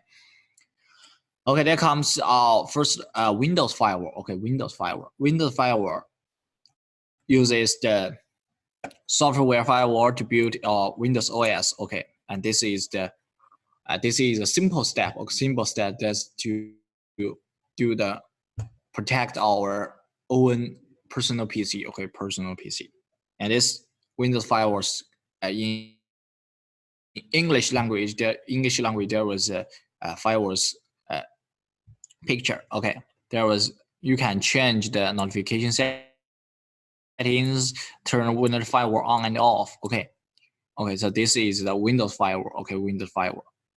In the Windows 7 or Windows 10, all of this have Windows firewall. Okay, Windows firewall. You can see this. Okay, so this is a Windows firewall.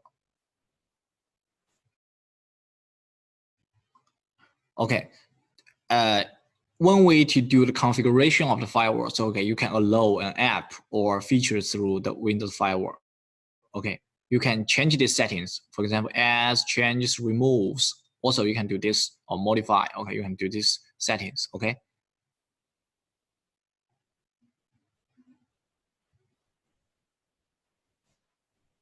This is turn the firewall enable and enable. Okay, enable. Okay, this is enable, and this turn off, and turn off. Okay, and turn on. Okay, turn off and turn on. You can choose to modify. Okay, modify.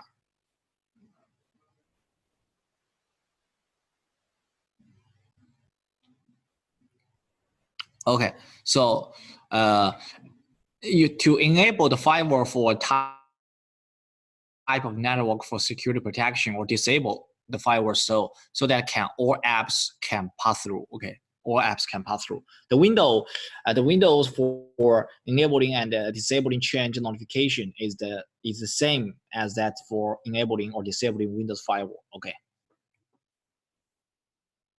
And this is a restore default settings. Okay, restore default settings. Okay, this is the different functions about the Windows firewall. Okay, Windows firewall restores. If a firewall rules are not set properly, okay, malicious network stack attacks may not be blocked. Okay, and users may fail to access the internet.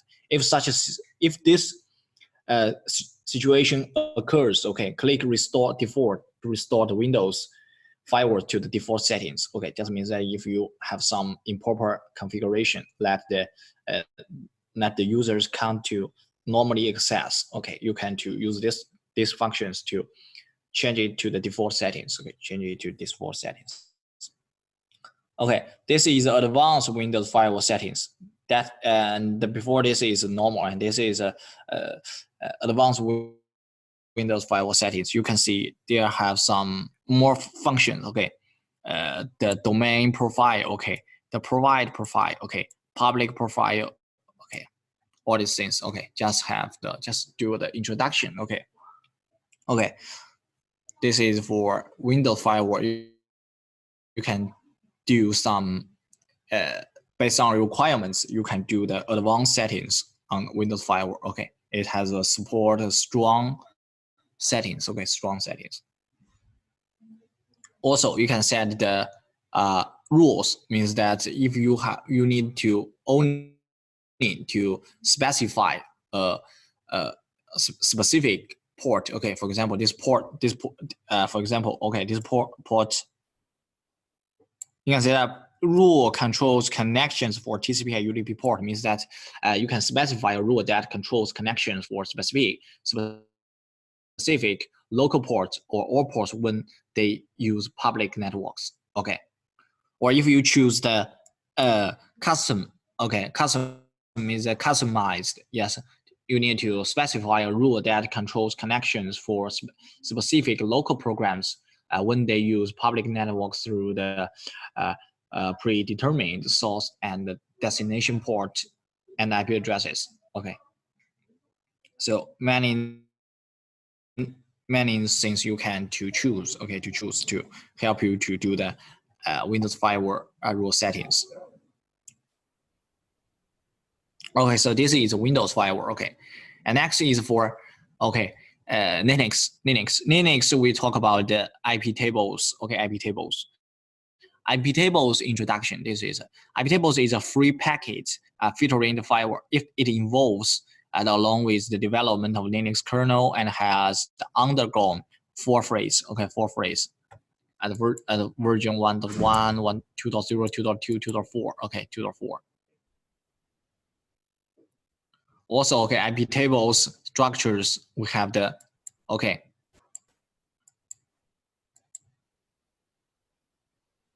It's just like, and later, tomorrow we do the lab practice, we learn the firewall USG.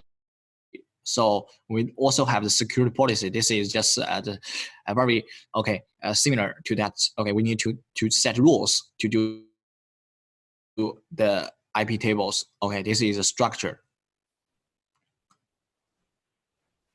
Okay, so the IP tables, the basic concept of this is that if a data packet matches a rule, the packet is processed according to the rule. Okay, if there was a rule, things like this: source, like destination, any, protocol, HTTP, action, permit. Okay, action, permit. That means this, if the source IP address who sent the packet is 1.1 and the destination any, means that he can send packets to any IP or any PC. Okay, and use the protocol is HTTP, means he wants to do the HTTP establish. He wants to surf the internet. He wants to access the website. Okay, action permit means that he can do the normal connection. Okay, but if the PC's source is 1.2, okay, it's not 1.1 because the rule to set is 192.168.1.1. But if PC is 1.2, means that it can't to let it go. Okay, it can't let it go. The action is not permitted, so it will to cut down. Okay, so if data packet matches the IP table rules, IP tables process the packets according to the method defined in the rule. Okay, for example, allowing the packets to pass through or discard. Okay, discard packets. Okay, this is to pass through. Okay, if it permit, is a pass through. If it is deny, is to discard. Okay, to discard. Okay, rule like this. Okay, rule like this. This is a chain. Okay, firstly here to the rule is from up to down. You can see that is 1.2, 1.2, 1.3, 1.4, and 5. Okay, and action, two actions. One is permit, and One is permit and the other is deny. Okay, one is permit and the other is deny. Okay, and the protocol where depends on the requirements. So okay, protocol we have the HTTP, the DNS, the ICMP, the ARP, the HMP. Many things. If you are use the if you want to do the domain name to IP address change, you maybe the protocol is DNS. Okay, if you use the ping, okay, ICMP. I think that if you use the ping or use a trace route, the protocol may be the ICMP. Okay, and the ARP means we just talked about it yesterday. We just do the IP address and MAC address to the translation. Okay, and it's ARP. Okay, so this is the rules in the rule. There comes to different part. Okay, source IP address, destination IP address, protocol, and action. Okay, and action. Okay, so there was this. Okay, if the packet does not match any rule in the chain, okay, the default policy in the chain is used. Okay, default chain is used. Okay.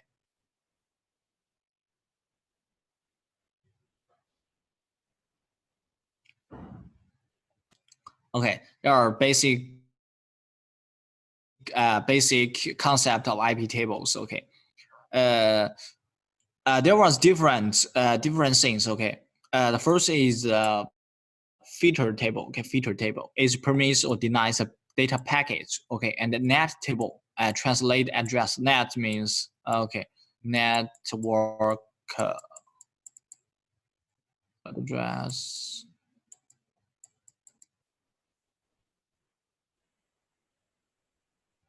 Okay, translation.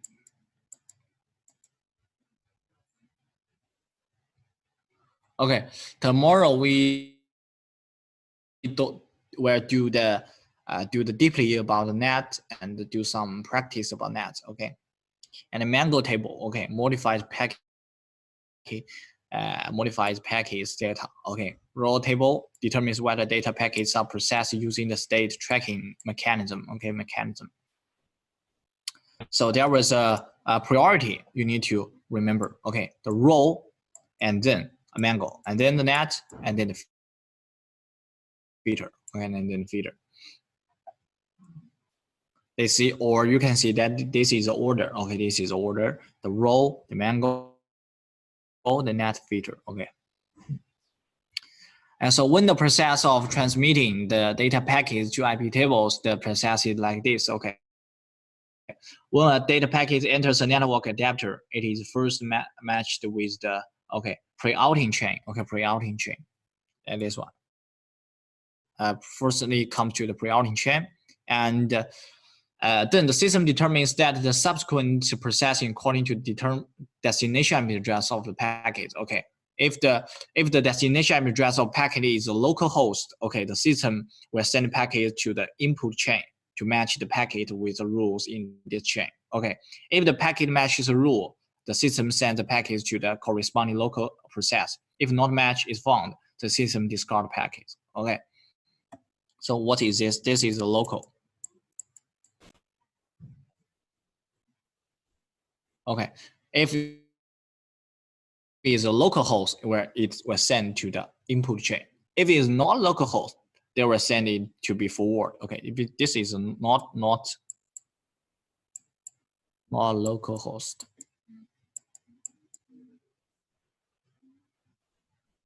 So firstly, also the first step. Okay, when an inbound data packet comes, okay, to pre-outing chain. Okay, if it's a local host, okay, if the destination IP address, okay, this is the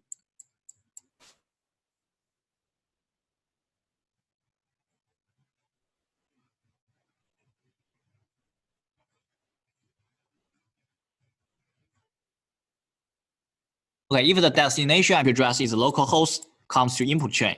If it is not the local host, it comes to the forward chain. Okay, it comes to the forward chain.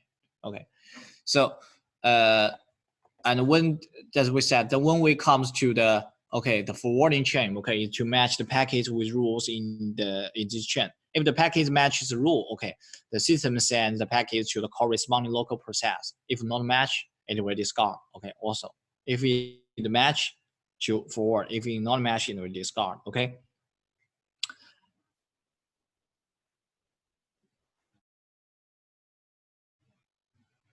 Okay, and if the pack there was comes to our output chain, output chain. So if the package is locally generated, okay, the system directly send the package to the output chain to match that package with rules in this chain. Okay, if the package matches rule in this chain, to send package to the corresponding local IP address, local process. If no match is found, the system will discard the package. Okay, this is output chain.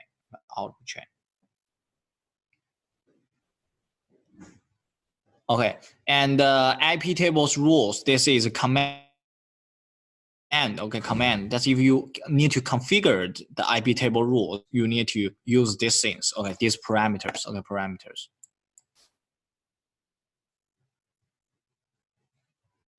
These parameters. Okay. The first is T. Okay, T for table, and to specify the table to which the rule applies. Okay, it can be filtered, net, mango, and row. Okay, we just talk about this for table. Okay, for table. Okay, if you use you can also use command. Okay, to define how to manage the rules. Okay, if you chain, okay, specify a chain and it can be omitted when you define a policy. Okay, criteria to specify the matching criteria, and use J, okay, to specify the action that be taken. Okay, for example, there was a company example. Okay, if you want to access the 172.16.0.0, is not allowed. Not allowed. What? Not allowed just means that 8 to 9. Yes. So IP tables we use T filter. Okay, T filter to A and to inputs. Okay, this is the IP address for this. Okay, and the UDP port, or you can set. Okay, and J drop means that's not allowed. Okay, not allowed. Action, yes, action.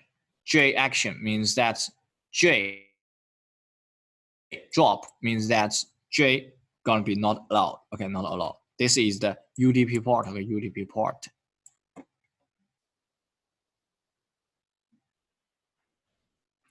Okay, next we're gonna talk about the the antivirus software. Okay, antivirus software.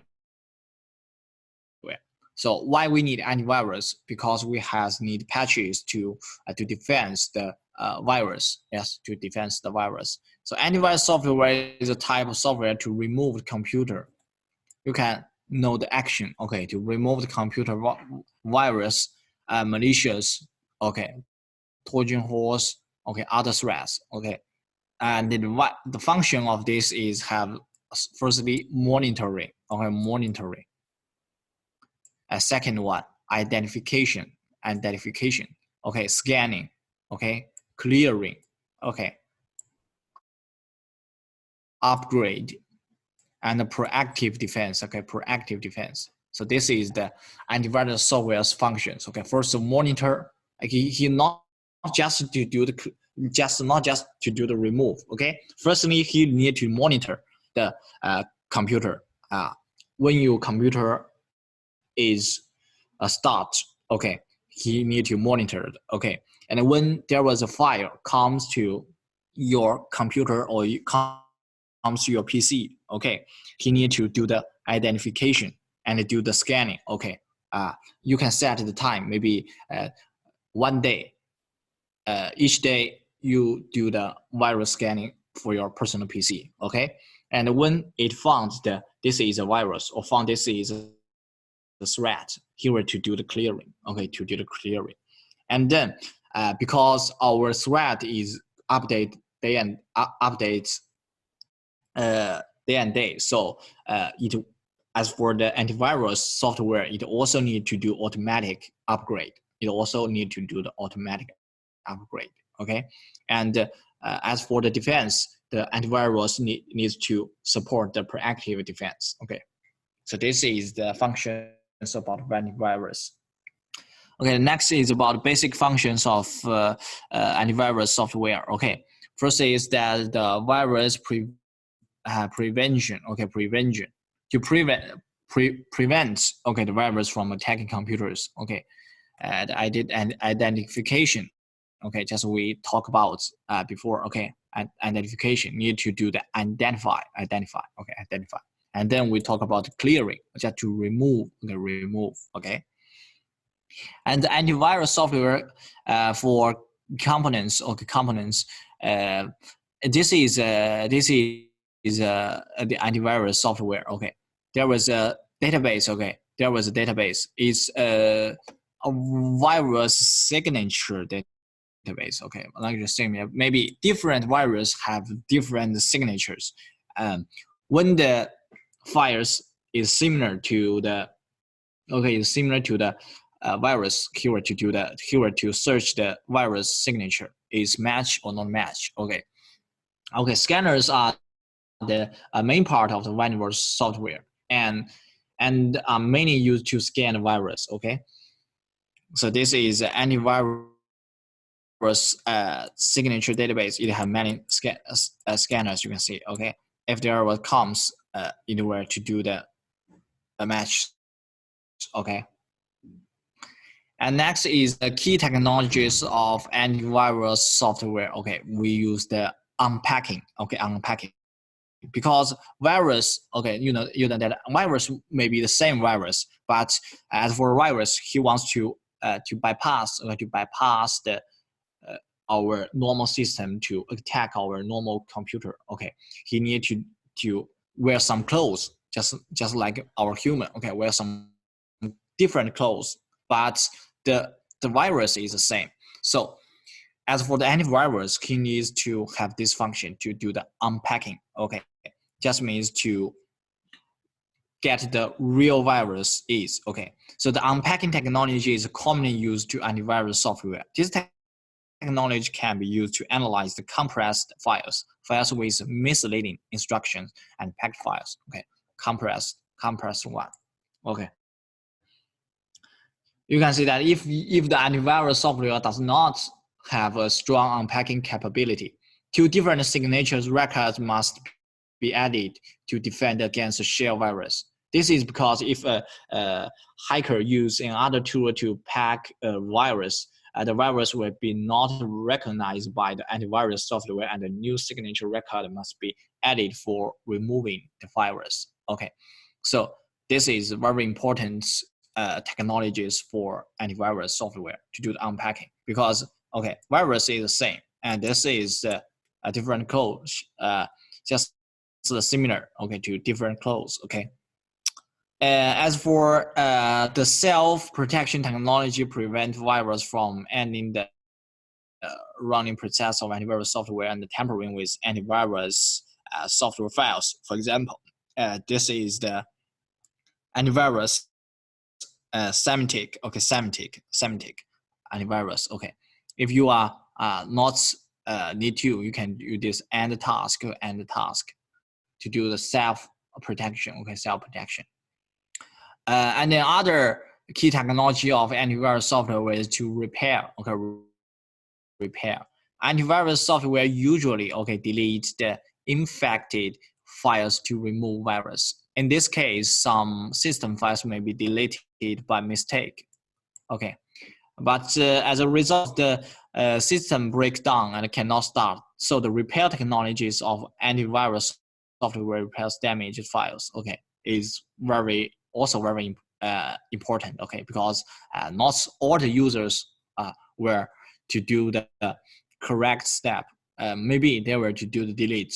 Okay, by mistake. So the repair technologies needs to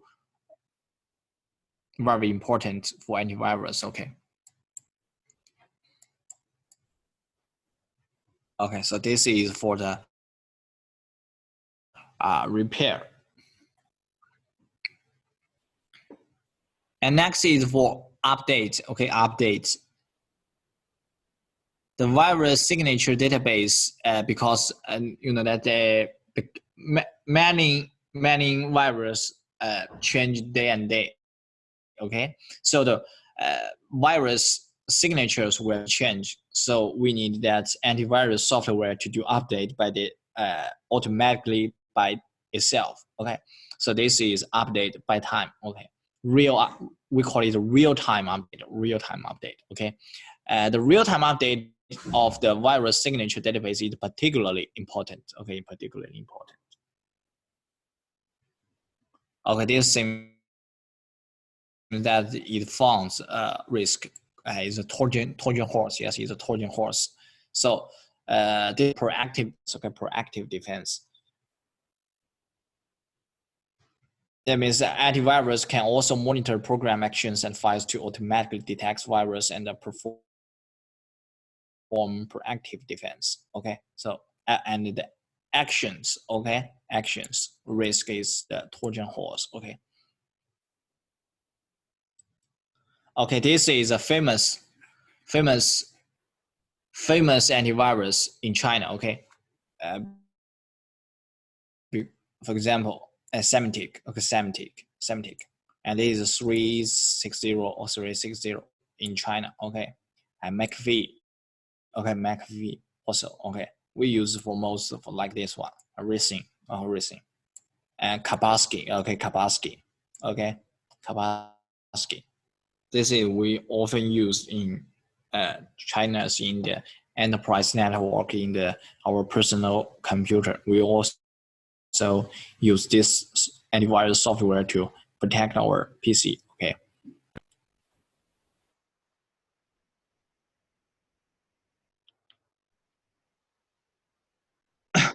So what antivirus software do users need? Okay, do users need? That comes to four different parts. Okay, four different parts. For example, first one, antivirus speed.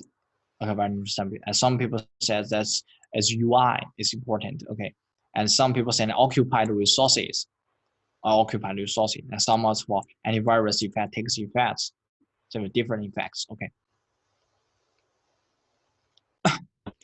So about the common knowledge of antivirus software, we need to need to do the clear, for example, the clear. Okay, clear, and to do the delete and must for example to remove, and the next is for to deny the access. Okay, and to isolate. And something you need to remember is that antivirus software cannot scan or kill all the virus. Okay, cannot scan and kill all the virus, and but cannot kill all the scanned virus is also okay. And it is unnecessary to install 2 or more set of antivirus software on one OS of computer. For example, in a Windows computer, we also just use one antivirus software. For example, the Kaspersky or the 360 like this. Okay, and many different types of antivirus are compatible. Okay. In addition, you are advised to view the list of incompatible programs. Okay. For example, our antivirus. Okay, our antivirus support the clear. Okay, so clear. So clear means that clear worms from infected files to restored files. Okay. Also, our antivirus has supported delete. Delete means remove. Okay, easily understand. And antivirus software can use the forbid access. Okay, forbid access means that do not access the virus files. Okay, after a virus file is detected. Okay, if you choose not to process the file, the antivirus software may deny and access this file. But when you attempt to open such a file, an error message comes. Okay, to display, such as this is not a valid application. You can't do open it is displayed. Okay. As for isolated, okay, isolated means that if after a virus file is deleted, okay, the file is moved to the isolation area. Okay, isolation area. You can restrict delete files from the isolation area, and the files in the isolation area cannot run. Okay, just means you can't to double click that or to open it, okay, or to run it. Okay, so this means in isolation area is just be isolated. Okay, and it also may not process. Okay, not process the file. Okay, not process means that if you are not sure whether a file contains a virus, do not process it temporarily. Okay, if you are not sure about it, do not process it temporarily. Okay, so this is antivirus. Just you know that antivirus. Firstly, you know that the different different functions, or you know, different ways to help you to protect, to defend, help you to protect your personal PC, to defend your viruses. Okay, so this comes the quiz about this our firewalls and antivirus. Okay, so the first one. So which of the following categories does Windows firewalls belong? Okay, Windows firewalls belong. So Windows firewall, okay, Windows firewall. You know that Windows firewall is different. We talk about two firewalls. First is USG, yes, USG 6000 is like our Huawei firewall, okay, and the Windows firewall, okay, Windows firewall.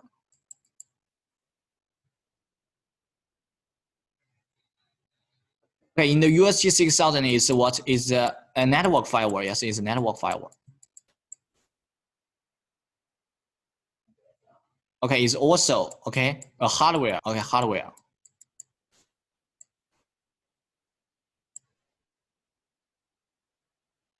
Because it's a physical firewall. Okay, hardware firewall you can see is a physical firewall. Okay, and the Windows firewall is a software. Okay, it's software. So it's a software firewall firstly, and then is what is standalone firewall. Yes, it just means what? It just protect a PC, one PC. Okay, it just protect one PC. Okay, one PC. But this is protect what? Whole network. Whole network.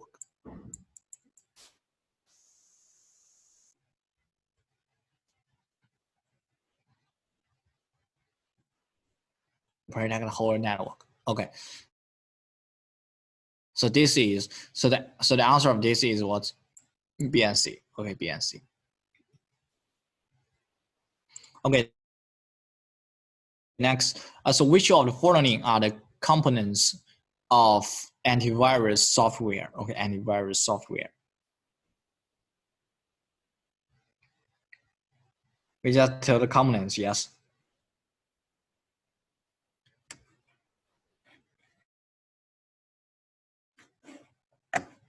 So virus signature database. You need, yes, to do the each virus have its signatures. So this is the components. Okay, and VM. Okay, VM also the part of this. Okay, scanner to do the detect. Okay, to do the detect. Okay, but a firewall is not the antivirus. It's different from antivirus firewall. Okay, so it's A, B, and C. Okay, A, B, and C. So this is components of antivirus. Okay, have a summary of this course is that we know two things about. First is a firewall. Okay, firewall. The firewall. Okay. Firstly, we have the concept. So what is a firewall?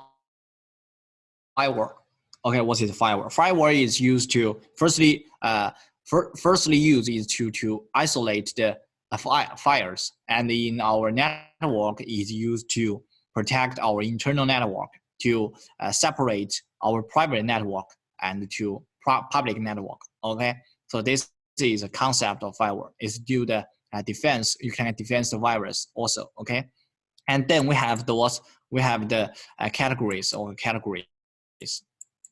Categories we have the what? We have the classified by different things. So we can define it hardware, and define it and the software.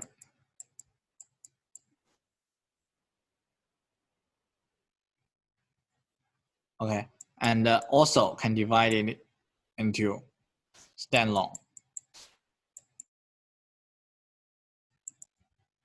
Also network. Okay, so this is the categories.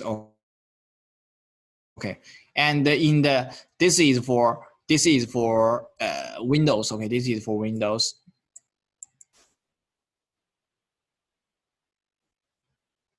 And the Linux, we learned about IP tables.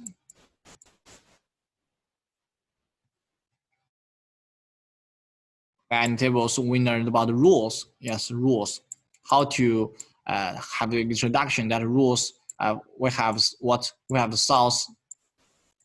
The rule we have the source IP address, source IP. Okay, destination IP.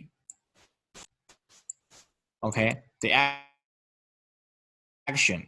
Okay, the action. Action, we have two actions. Remember the permit.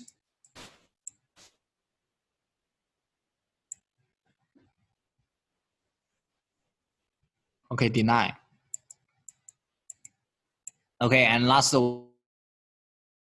we have the word protocol. A protocol, different protocols. Okay, we learned about DNS. Yeah, for example, IGMP. For example, FTP. Like this. Okay, so this is IP tables. This is for Linux? Yes. This is for Linux. Okay. So this is about firewall. We learn about these things. Okay. And for second one, we learned about antivirus. Okay, antivirus. Okay, antivirus. We know about firstly we also concept about concept of antivirus. Okay, we know the concept of antivirus and what's the function as a function. Okay, function. Different things. Okay, we learned and we learned to remove the virus. How to remove the virus and this we learned the process. Okay, process. Okay, the process we have the not local the destination. Okay, destination not local. Local destination local host when it comes to the chain. Okay, and if destination is not the local host,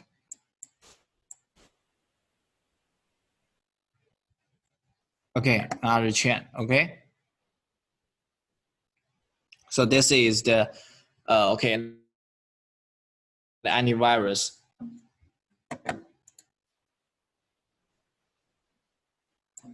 Okay, so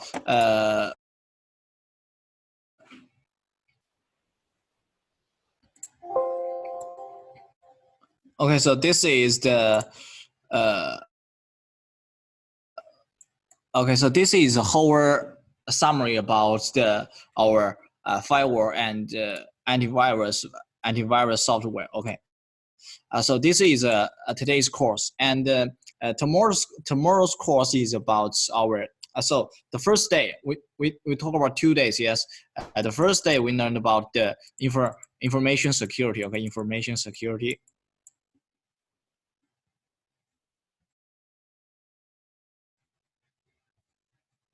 And this second day we learn about some about server operating system.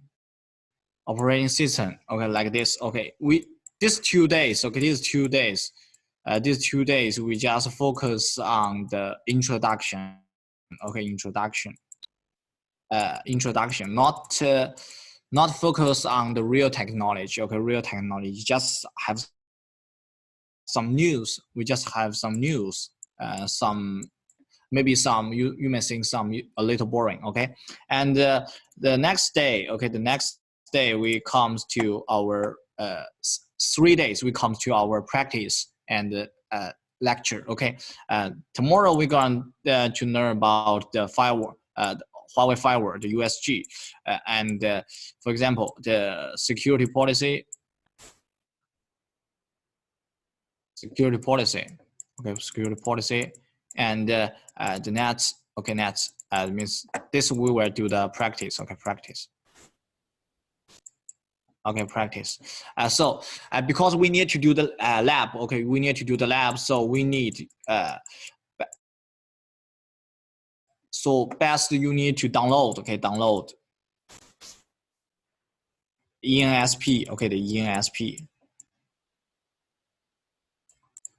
okay, the ENSP. There were the link will send by email to you, okay, for the before, okay, link will send it by email, okay, before have sent the email to you, okay. So next 3 days before the courses, I hope you, okay, I hope you to download this machine, okay. This is virtual machine, okay, virtual machine, ENSP. Okay, so like this, okay, this is ENSP. So before the tomorrow's course, I hope you can use download or have done this one. Okay, if you are not download this, you cannot download this virtual machine. You can ask for your local manager to download these things. Okay, because we tomorrow and the day after tomorrow we will need to use these things. Okay, so this is that I need to mention about it. Okay, so this is our today's course. Okay, and if you have any questions, you can ask me. And if you don't have any questions, you can. Today's course is ended. Okay, I hope you can meet you tomorrow. Okay, have a good day. I have a question. Okay. In a quiz, you mentioned that in the components of antiviruses, a VM is a component of antivirus. How is a VM a component of antivirus? What's antivirus? Is a VM a component of antivirus? Yes. You can see this picture.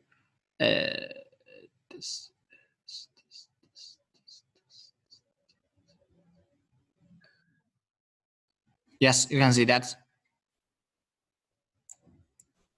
Okay, so VM enables the virus to be run in a virtual environment built by antivirus software. Okay, so that means that VM means what? Virtual machine. Yes, VM, virtual machine. Okay. So when an antivirus software to detect a virus, he will to enable this virus to run in a virtual machine to built by this antivirus software.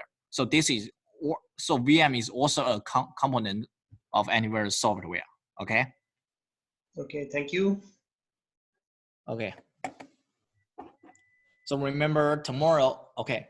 Hope you can download that in ESP. Okay.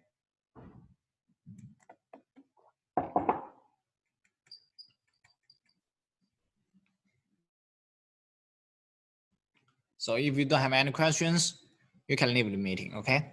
So thank you very much and have a good day. Good day. Good day.